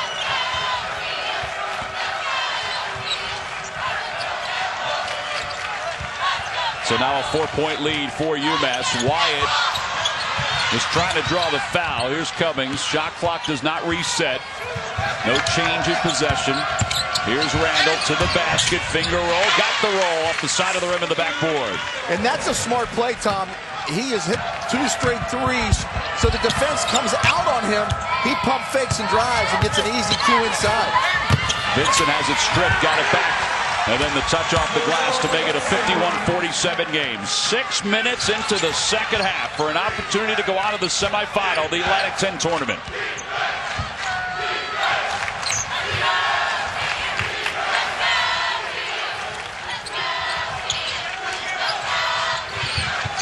That's right there. When Wyatt comes to the top of the key, Riley is face guarding him. That's when Wyatt's got to go back door because it's wide open. Big O'Brien with a little fadeaway jumper over the top of Carter. Got a pretty touch for a big fella. Reminds me a little bit of Rob Lowe from St. Louis. O'Brien now with 7 points off the bench for Temple. There you go, 3 of 6 from the floor. It's almost as if UMass is trying to lull Temple to sleep here with Williams. The ball stolen away. Hollis-Jefferson got a hand on it. Cummings helped out. Transition offense for Temple. A foul going up. Vincent called for the personal foul. That's number 3 on Terrell Vincent. Well, the last 5 minutes, if you were looking for a little offense, we had some offense. Chaz Williams, he's been scoring all night. Scooty Randall, he's picked up the slack lately. How about Samson Carter on the fast break, making Brooklyn the house of basketball?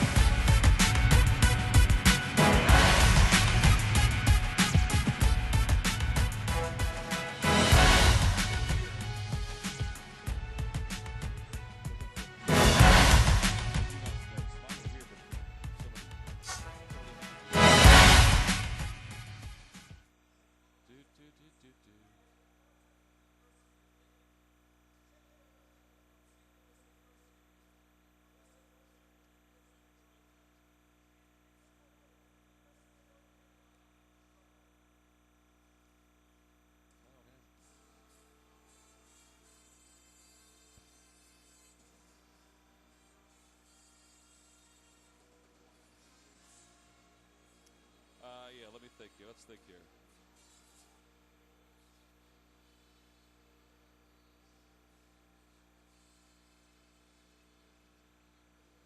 Yeah. You want to come back with Scooty? Yeah, okay. I think so.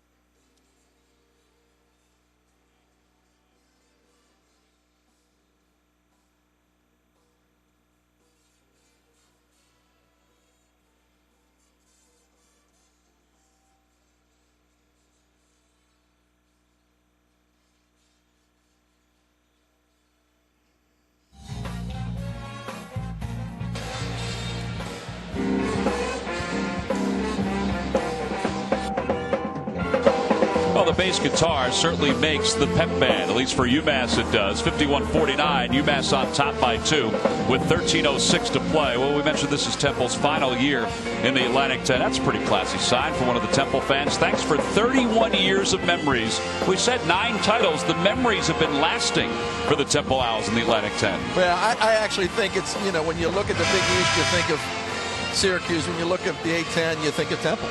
I mean, that's just the way it's been. I mean, with Mark Macon back in the day and John Chaney, there's been some great memories. But we talk about Fran Dunphy, and I've known Fran for a long time. You've known Fran for a long time. You're wearing one of Fran's ties for tonight's telecast. Fran was an unbelievably successful coach at the University of Pennsylvania. He's Philadelphia through and through. It's pretty difficult to take over for a Hall of Famer.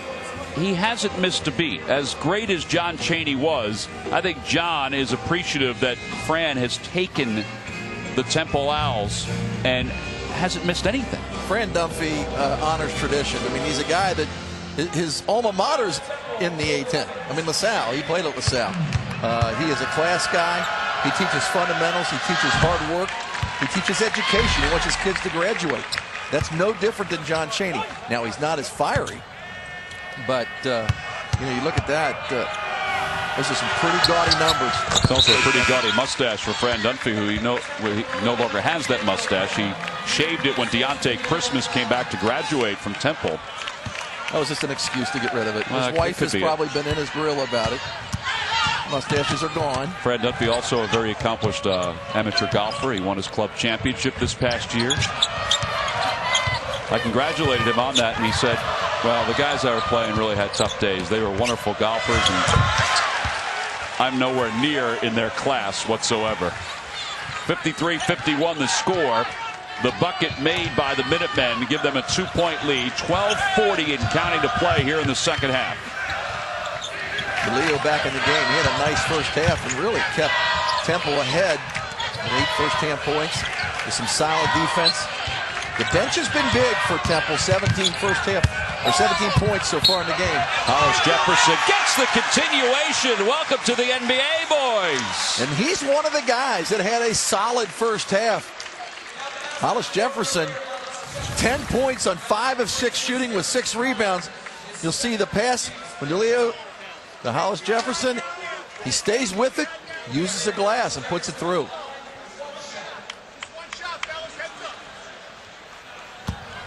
That's called sticking with it. Well, what a night for Hollis-Jefferson. 6.7 rebounds. I was talking to Fran Dunphy about his night against LaSalle. And I said, do you wish that you can get something like that again from Rahlir Hollis-Jefferson? He said, Tom, he could play in 3,000 basketball games for the rest of his career, and he will never have a game like he had against LaSalle. And there is some truth to that. His free throw gives Temple the lead, 54-53. And now the air ball by Maxi Esho gives the Owls the ball back, and Scooty Randall's going to check back into the game. Well, Hollis-Jefferson, I mean, there's still 12 minutes left, and he is really close to a triple-double. And I would say that's a pretty solid game. Particularly for a big man to have 6 assists right now. He's done a nice job in the pressure.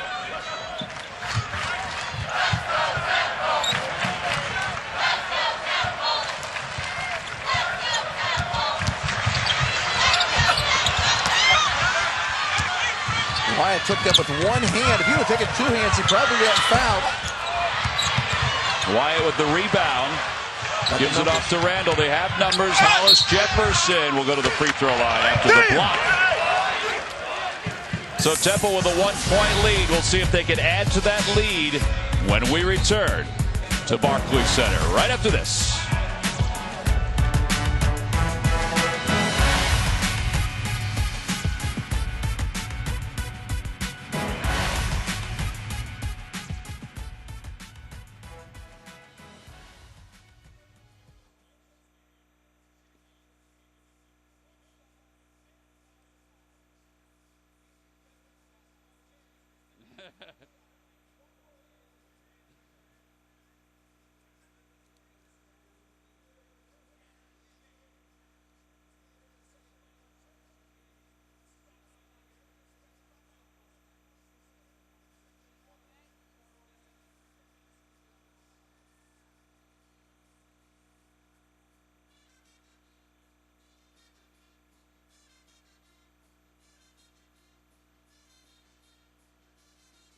Eve. Hooters here.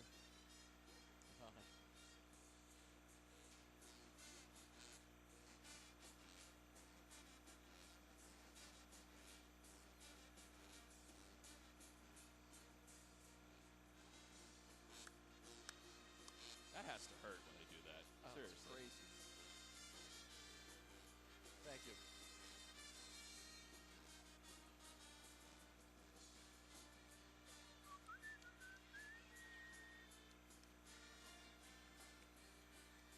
Okay. Temple 17-7 bench points.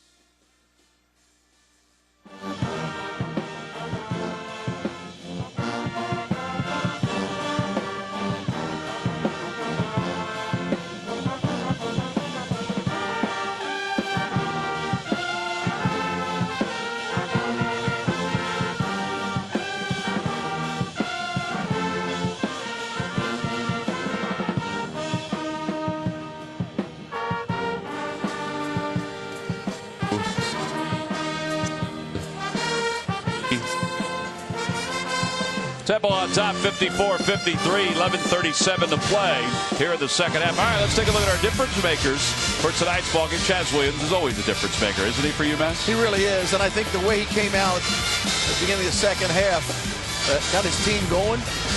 They've been able to stay close here. And then you see Rahlir Hollis-Jefferson has had a solid game. He's on the doorstep of getting a triple-double the way he's playing.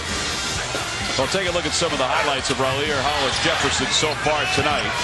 Played with a lot of energy, made some smart decisions, just been under control. You know, coaches like guys that do the ordinary thing extraordinarily well. Don't have to create.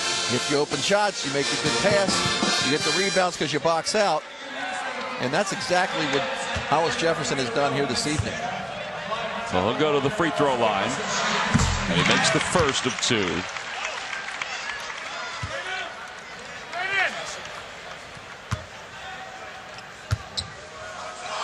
Both teams have had a large lead of 5 so far tonight. It's now a 3-point lead. Temple on top, 56-53. It's a 9-2 Temple run with 11.5 to play in the second half. And that's going to be a legal screen by Putney. You can't move. Putney is just not big enough. Sometimes you have to make sure as a guard that you rub your man off. At that point in time, Chaz Williams came a little bit too far out. The defender was able to get through, so Putney tried to cut him off. That's as much the guard's fault as it is the big guy setting the pick. So Maxiascio checks back in. Putney checks out. Temple's going to be shooting for the rest of the half. That's 17 fouls for UMass. A 9-2 run. Oh boy, Wyatt got a little out of control with that. Kind of understood what he was trying to do. He was trying to break his way through the double team, and if it wasn't there, he'd pass it off, and the angle just wasn't there for him. Yeah, what I just saw right there, I really like. Leo and Hollis-Jefferson looked at him and said, hey, don't worry about it. And he goes, I got it. I'm fine. Wyatt is their leader. He's struggling. Other guys will pick it up. But you need him at the end of the game. And I like that teamwork with his fellow teammates coming over and saying something to him. Vincent against Hollis-Jefferson. And the rebound by Hollis-Jefferson. That's number 7 for him. The rebounds, he may be able to get double digits. The assist, it may not happen. And that's going to be an offensive foul on Jake O'Brien.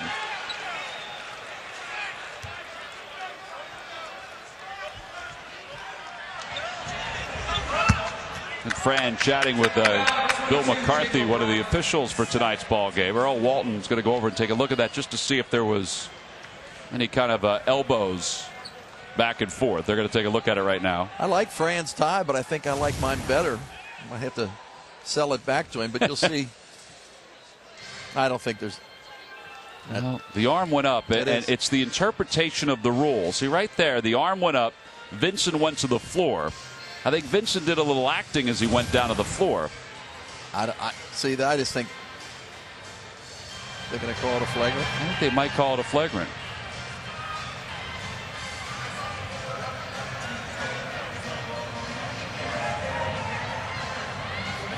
I think when you go, obviously the referees are watching your hands.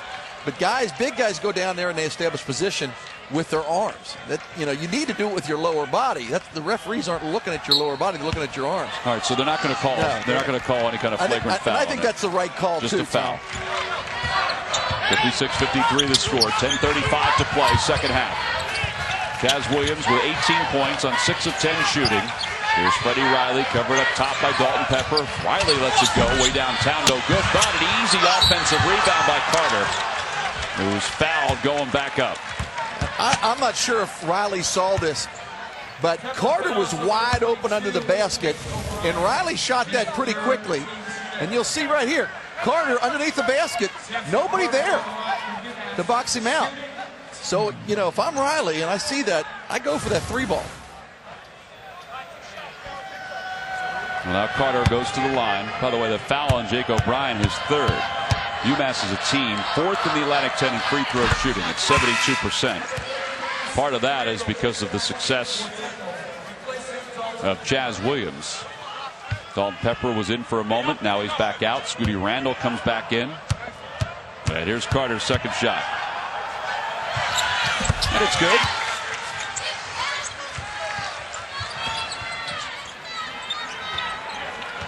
So it's back to a 1-point game.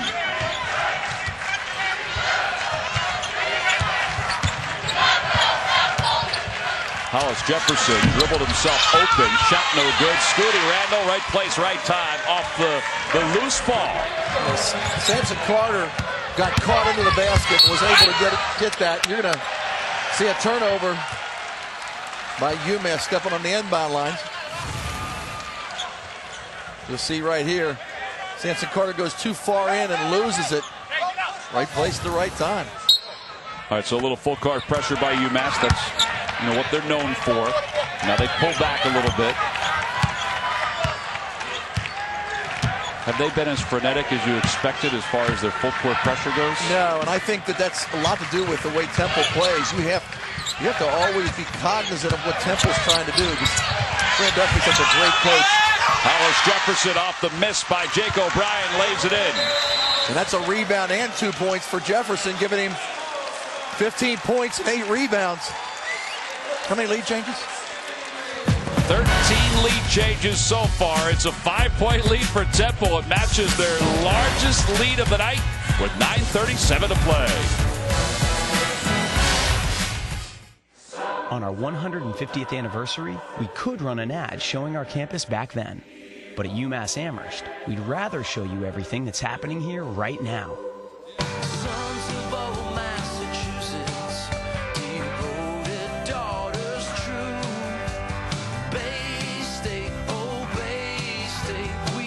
Hey, you don't get to be one of the best public universities in the country by living in the past. UMass Amherst, always moving forward.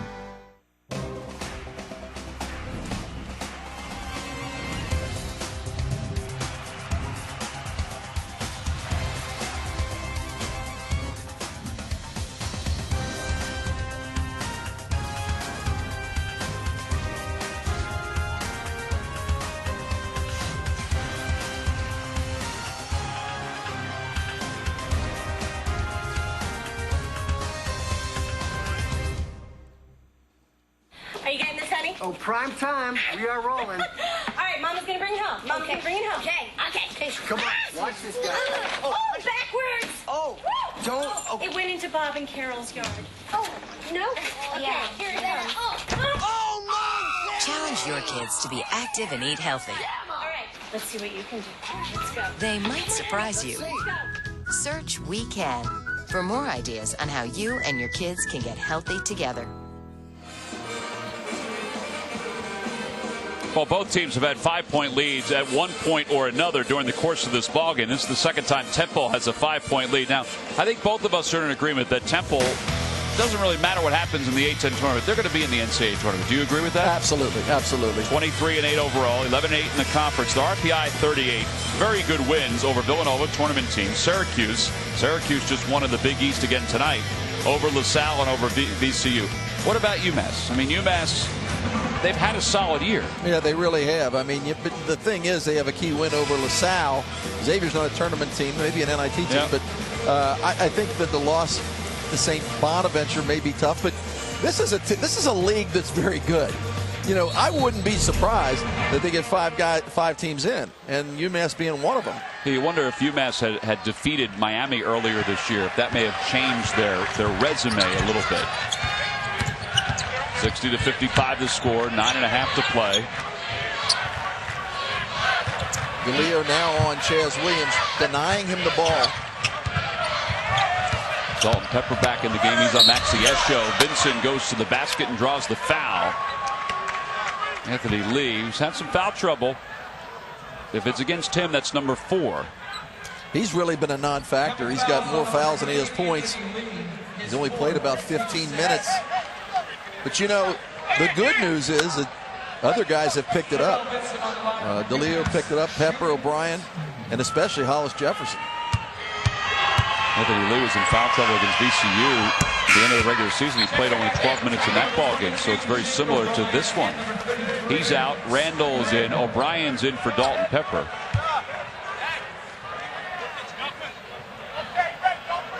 Vincent with 10 points, 4 rebounds so far.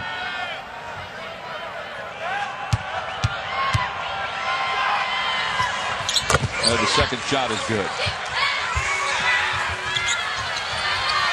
Both teams will be shooting for the rest of the half.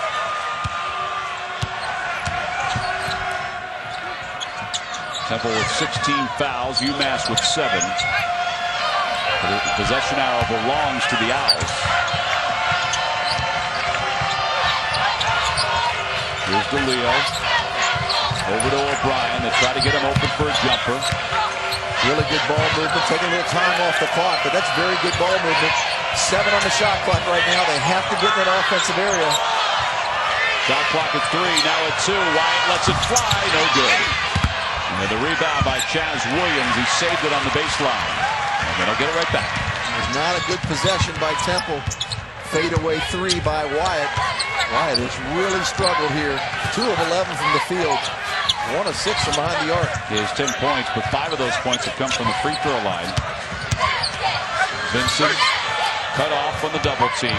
Now Riley. Well, that turned out to be a tougher shot than he wanted. Randall with the rebound. Here's Wyatt. He's missed 8 straight shots. That's a little easier. Make it 9 straight.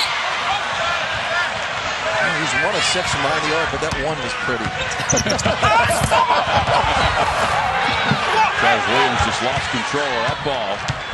Temple getting it up and down now a little bit. I think Williams may have hurt himself. He's back. He's just walking off a little bit of pain, adjusting his sneakers. Wyatt has that shot partially blocked. O'Brien with the rebound. Back to Wyatt. He'll take another one.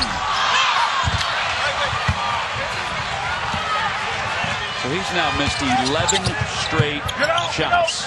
That's unlike him. But he'll keep on shooting because that's what scorers do. Yeah. At least that's what I'm told scorers do. Well, you know the old adage, it's shoot till you get hot, shoot till you get cold. Well, he's got the cold part down. Williams is fouled. He'll go to the line when we return. He is the quickest guy on the floor. He'll make it out. So slide to the living room. We'll give it a chance.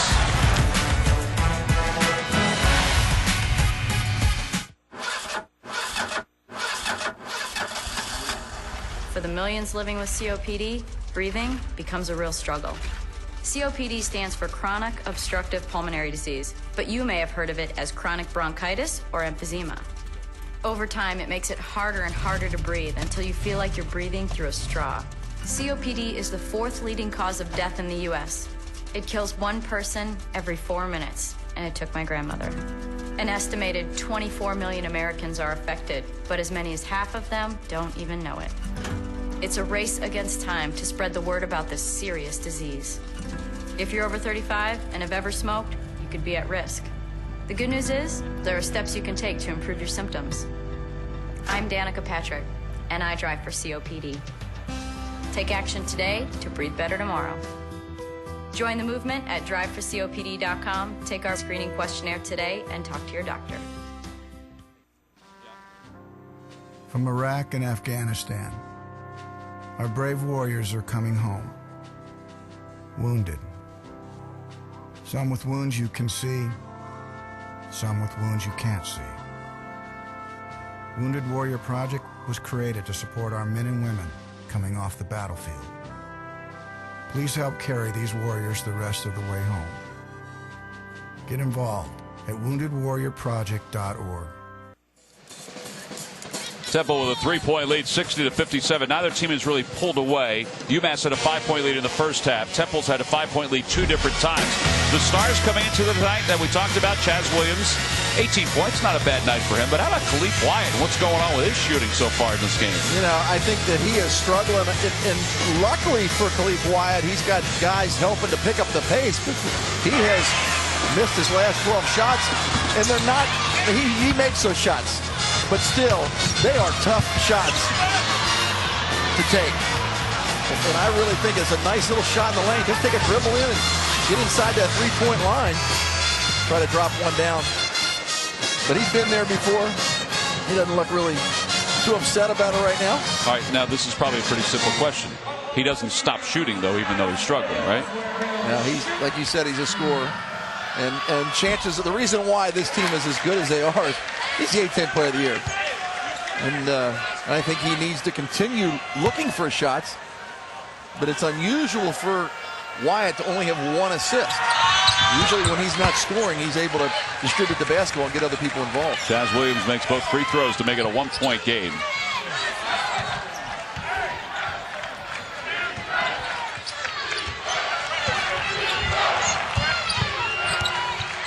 When you talk about how poorly Wyatt is shooting, you have to give a lot of credit to the UMass defense.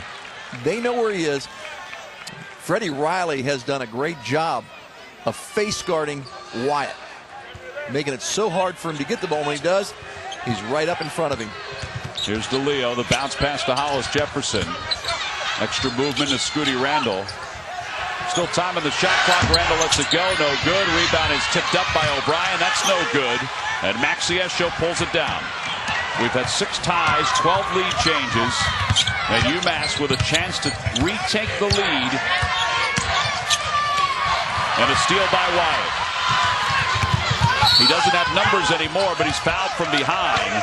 And he's going to get a couple free throws. And that was a really smart play by Vincent. As soon as he heard the whistle, he made sure, because Wyatt was in the air. You see the good defense right here by Wyatt, but watch when he comes down. Vincent's on the left of your screen. The whistle blows. He holds his arm and making sure that Wyatt doesn't have a chance to throw up a crier that may go in for an and one. Crier? A crier. Flyer, crier. When I'm playing their crier. I was going to say, I thought that was, I figured there was some basketball term there. That's 4 fouls on Vincent. Derek Kellogg wants Bill McCarthy, wants to ask him a question about that. Wyatt to the line. 5 for 6 from the free throw line. One thing you don't want to do with a scorer is give him a chance to get a shot in rhythm. A lot of times, you've heard it before, they get to the free throw line and they start feeling good about themselves, and then the next time down the court, they get out of that slump. So you want to make sure you keep him away from that free throw line. Well, he is a character. There's no doubt about that. Second free throw attempt is good. So he has 12. He averages 19. UMass has been without a field goal for a little more than 6 minutes.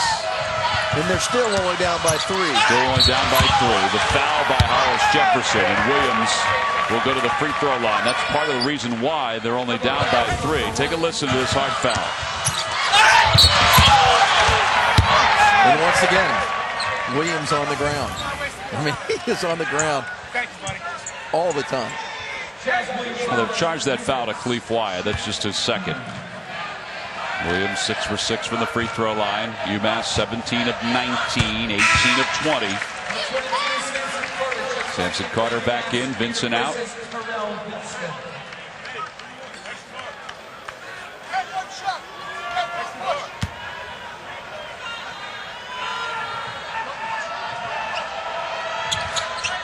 And he makes both, which is what you would expect.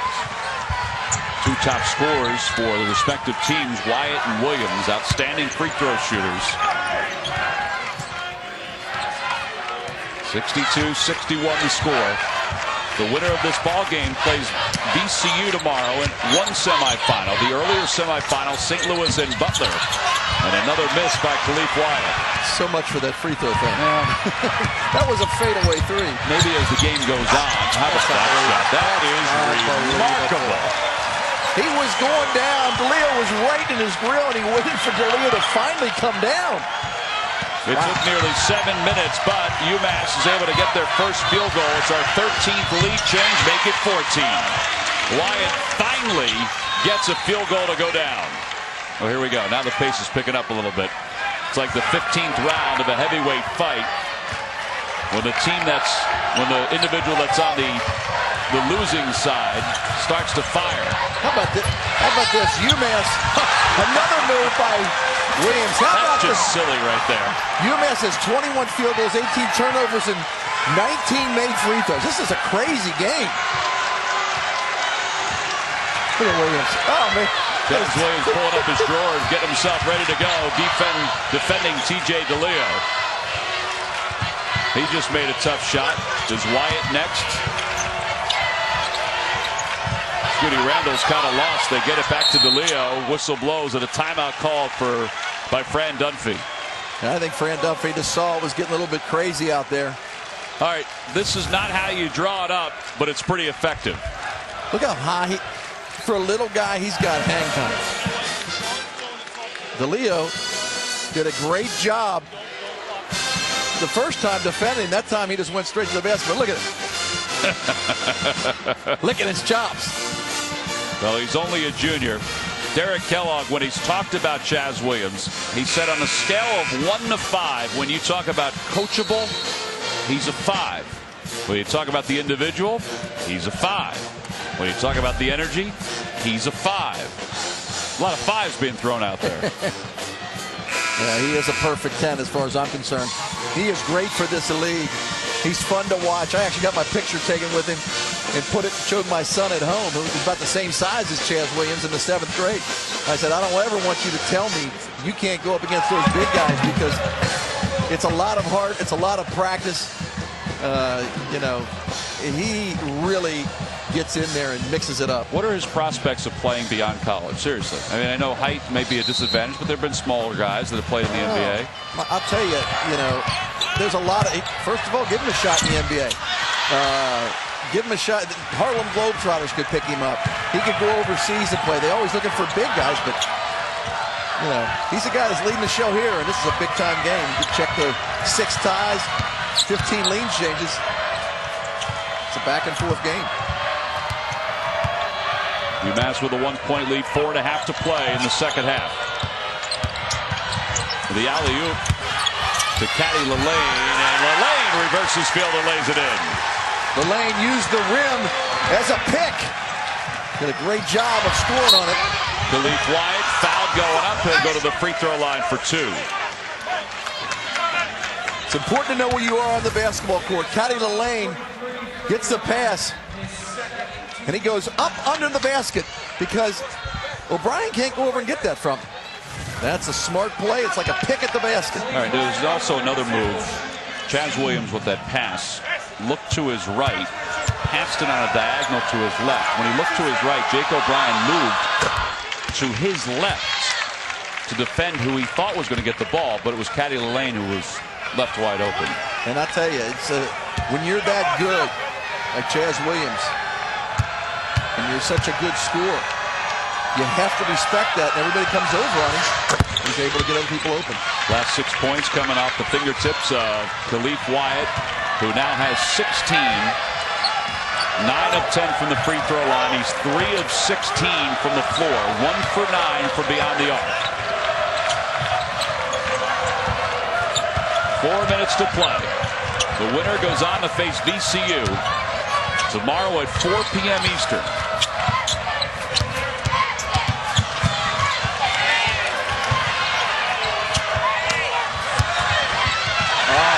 Jefferson with the steal. That's a big-time play. Here's Scooty Randall, open for three, no good. And the rebound by Lane. Wyatt was nagging him.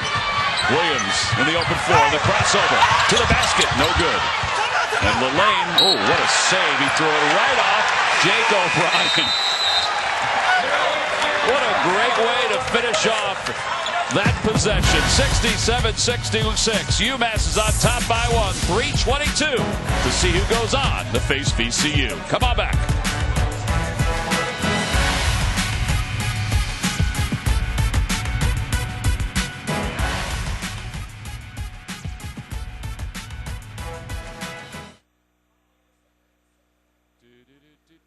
What do you need to check?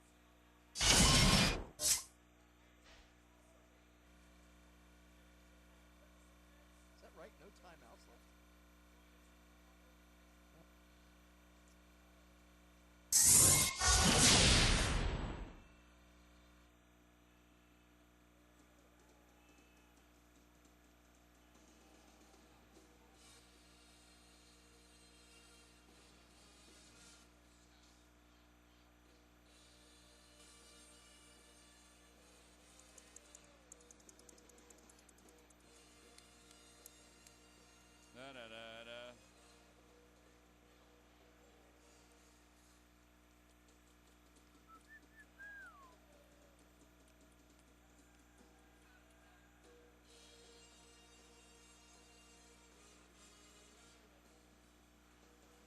Hey. The font is really weird on your. Somebody made it big for me so I could see it because they made fun of me. See how big it is? Yeah.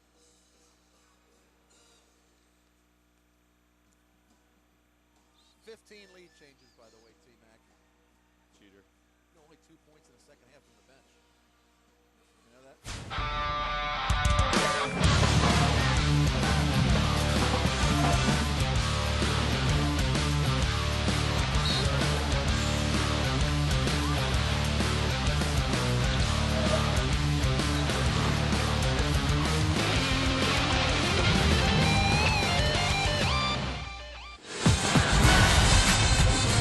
Well, despite the fact that Temple's 3 for its last 14 from the floor, they're within 67-66 with 3:22 to play.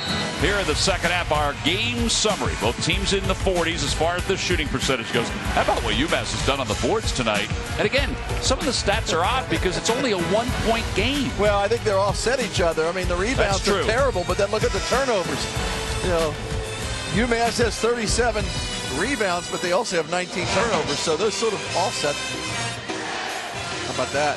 Yep, Temple 26-3 in the A-10 quarterfinal. They lost last year to UMass 77-71. This has not been an easy game for Fran Dunphy's team. He knew it. Told me earlier this week, he said, listen, anybody can win the Atlantic 10 Conference. In fact, I think St. Bonaventure could have won the Atlantic 10 Conference if they had gotten in. Taz Williams, little entry pass to Vincent. Covered by Hollis-Jefferson. They'll call a foul on Hollis-Jefferson. That was all about the aggressiveness of Terrell Vincent. And I'll tell you, Vincent does a super job getting to the basket. You got to give credit to Temple. They've been able to do a pretty good job defending him. Double bonus now for both teams on the next foul. And Vincent's only had 6 attempts at the basket. Now he's 3 of 5 from the free throw line.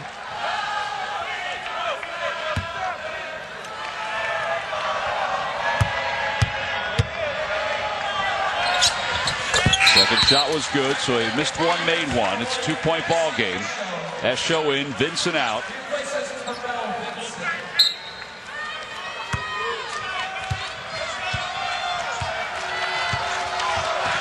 Riley on Wyatt.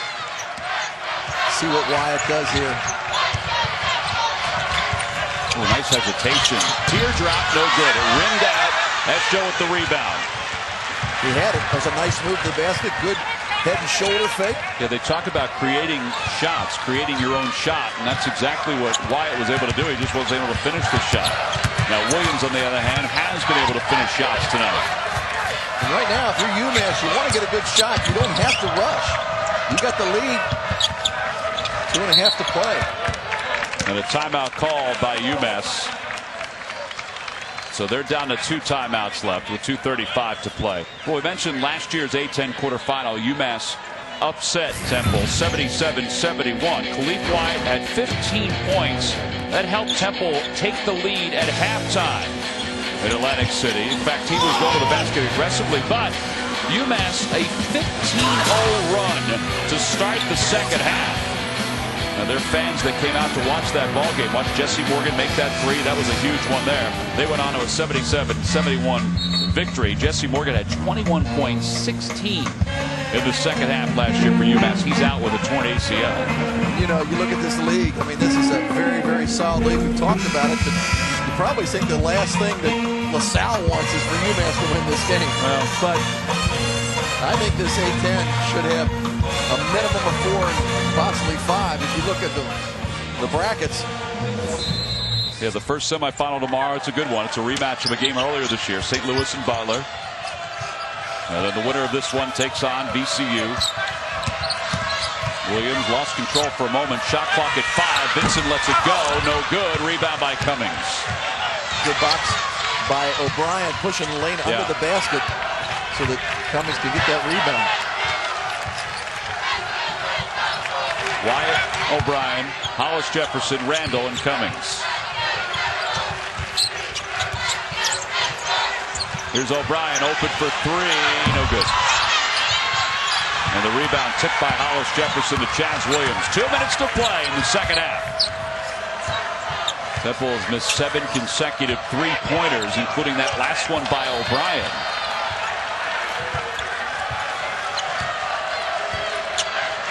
And their shooting percentage is now dipped under 40%.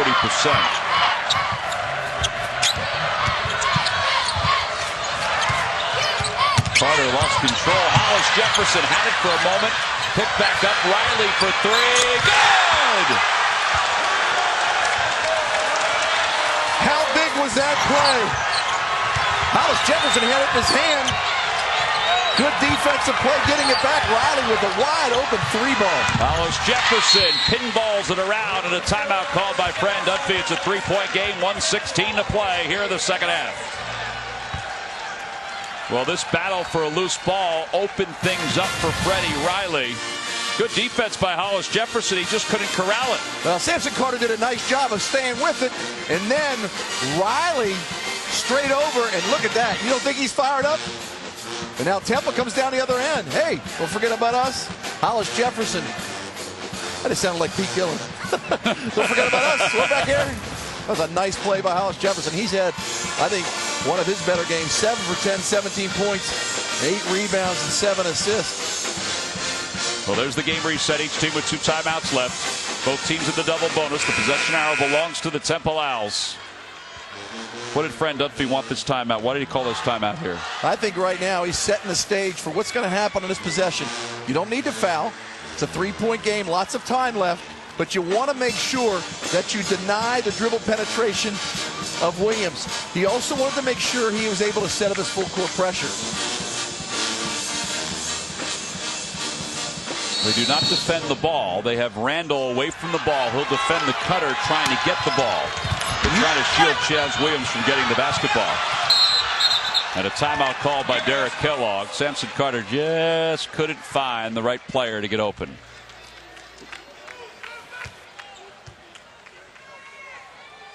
So 1 timeout left for UMass, 2 for Temple.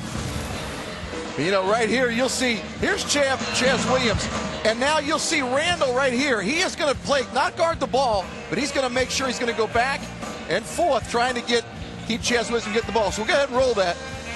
You see Cummings doing a nice job, and now when he comes back over, Randall's over there. Now, no way of getting the ball over to Chaz Williams, and you really want him to have the ball in his hands, especially at this end of the game. He's a great free throw shooter.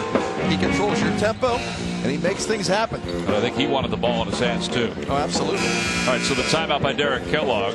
They've kind of redesigned some things. They'll still have Carter inbounding, but they're going to start their inbound play with a little different setup. It's more of a flex setup right now. And I think what you need to do if things go crazy, you look for Vincent to get the ball as an outlet. I think they also reminded Vincent that he could run the baseline, which is what he did there, which helped find Chaz Williams, and the foul on Will Cummings. I think everybody on the Temple side of the floor thought that was a clean pick. You know, even it's a pretty good foul. Even if it was a clean pick, we'll see here. They're going to call that. Yeah, look, wow, it's pretty clean. They could have let that go. They could have let that go. Cummings now with 3 fouls. Williams perfect from the free throw line. Still 9 for 9, 27 points. That ties his season high. Vincent out, Esho back in. 2-possession game. This free throw doesn't mean a whole lot. UMass now with a little bit more pressure. And you'll see Riley just face guarding Wyatt, not worrying about anybody other than Wyatt. He's in his face, trying to deny the ball. Under a minute to play. Wyatt trying to find an opening. Does! How about that? Boy, I'll tell you, you wonder why this kid's the player of the year in this conference. He has had a miserable shooting game. He is 4 for 18 before that last shot. And he just steps up and drains it. To be a scorer, you got to have no conscience at all. And on that play, he had none whatsoever. And Riley did a good job defending him. Look how close Riley is to him. For nothing but net. So UMass with the ball, each team with 1 timeout left. UMass has had some very difficult games this year. They are 11-4 in games decided by 5 points or less, including last night's win over George Washington. How about what Mike Lonergan's done down at GW? That team is going to be really good the next couple of years. You know what I really like is that Larson, man. He plays hard. Big guy that can shoot, can score. Got 4 freshmen that are solid, but how about that? When you need your conference player of the year to pick it up. Wyatt, 9 of the last 11 points. Crunch time. All right, 55.6 to play. They're trying to find Chaz Williams. Carter is floating along the baseline. A tie-up. Whistle blows. Timeout. And a timeout called by UMass. Gary Prager, I thought, was going to call a jump ball. Oh, no, wait. I'm not sure what Gary Prager called there. Unless they said that he was too close to the baseline on the inbounds. And now Earl Walton is going to come over and talk to Gary Prager. Yeah, he was too close to the baseline. Good call, T-Mac. I was just deducing more than anything else. I thought it was a timeout at first. They get it into Vincent. He's double-teamed in the corner. Nice job. They get it now to Samson Carter. Plenty of time to get it across midcourt. Ooh, almost lost by Williams. They'll run some time. No need to foul if you're UMass or if you're Temple. That's what Fran Dunphy's telling them right now. Just play good defense. Shot clock is down to 14.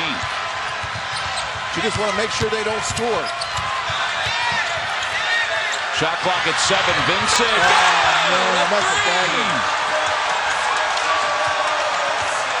Still time, but that's a tough shot. Here's Wyatt, tries to draw the foul, no good. Ball is loose, picked up by UMass. The foul called, and the Minutemen will go to the line. Up by 5, they'll try to ice this ball game away.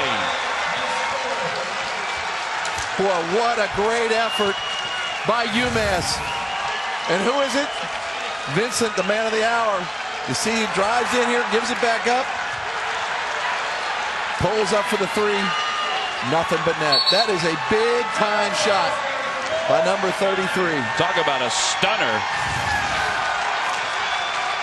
On so many levels, he can hit that jump shot, but I don't think anybody anticipated he would take that jump shot. Well, if he would have driven and gotten a 2, it'd still be a 2-possession game, but now it just makes it a little bit harder because Temple has to hit a 3. 76-71 the score. Vincent with the big shot. But this has been a homecoming for Chaz Williams. He came home, played great last night, he's playing great again tonight. You have to give this kid all the credit in the world. He's 8 for 13 from the field, but he's also 10 for 10 from the free throw line. He's delivered time after time. And he has 5 assists, 4 rebounds. That's a great evening for Chaz Williams. See if we can listen in to what Derek Kellogg, is telling Chaz Williams and the rest of the Minutemen. Last night, Trey Davis said after the ball game, after his big night for UMass, that he looked up at one point, saw Chaz Williams' family, and said, "We're not going to lose to George Washington. We're going to bring the championship home to Chaz Williams because we're in his home." It worked last night. It's working here tonight. They're up by 5 over a tournament-bound Temple squad, you would think. But this would be a stunner if UMass is able to pull out the victory. You know, real sign of a winning team, a team that can win the championship. 4 games in 4 days. UMass down the stretch. They're 5 for 7 from the field and 7 for 8 from the free throw line. It's kind of like VCU icing the game against St. Joseph's, winning it from the free throw line at the end. Absolutely. So Samson Carter, 6 points tonight, 2 for 2 from the free throw line, going to the line for 2. 8 for 9. That's big time. And it's the largest lead of the night for the Minutemen.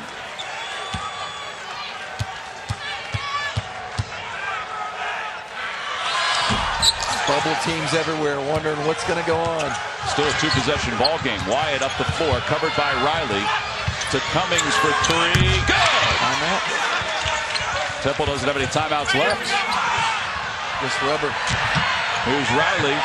Now Lillane. Bang!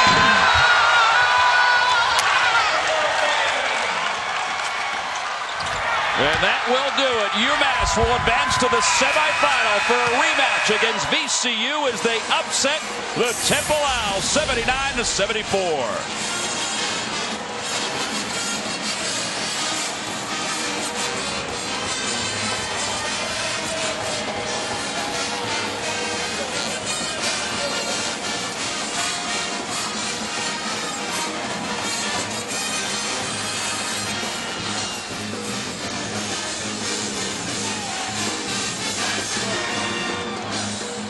Well, Chaz Williams wants to continue his college career here in Brooklyn, and he's going to get his wish. They break the press at the end, and Lillane slams it home for a little exclamation point for the UMass Minutemen. What a ball game for Chaz Williams, a season-high 28 points, 10 for 10 from the free throw line. UMass 23 of 27 from the free throw line to put this ball game away. And a little kiss for Cherie, his daughter, and a 5-point victory for the UMass Minutemen. So the semifinals are complete, at least the bracket is. St. Louis against Butler tomorrow at 1:30 Eastern. And then right after that, 30 minutes after that, VCU will take on UMass. Pretty impressive. I'm really impressed with the way UMass played. Some great games. And that first game, St. Louis Butler is going to be phenomenal. Second one should be just the same. All right, we've got another day of college basketball here in Brooklyn coming up tomorrow afternoon. For Steve Wolf and our entire crew, I'm Tom McCarthy. Once again, the final score, it's UMass 79 and Temple 74. For the latest scores, news, highlights, and analysis, log on to Atlantic10.com. This has been a presentation of CBS Sports Network. VCU and UMass will meet in semifinal number 2 tomorrow at 4 Eastern. So long, everyone, from Chaz Williams' home, Brooklyn, New York, and thanks for watching.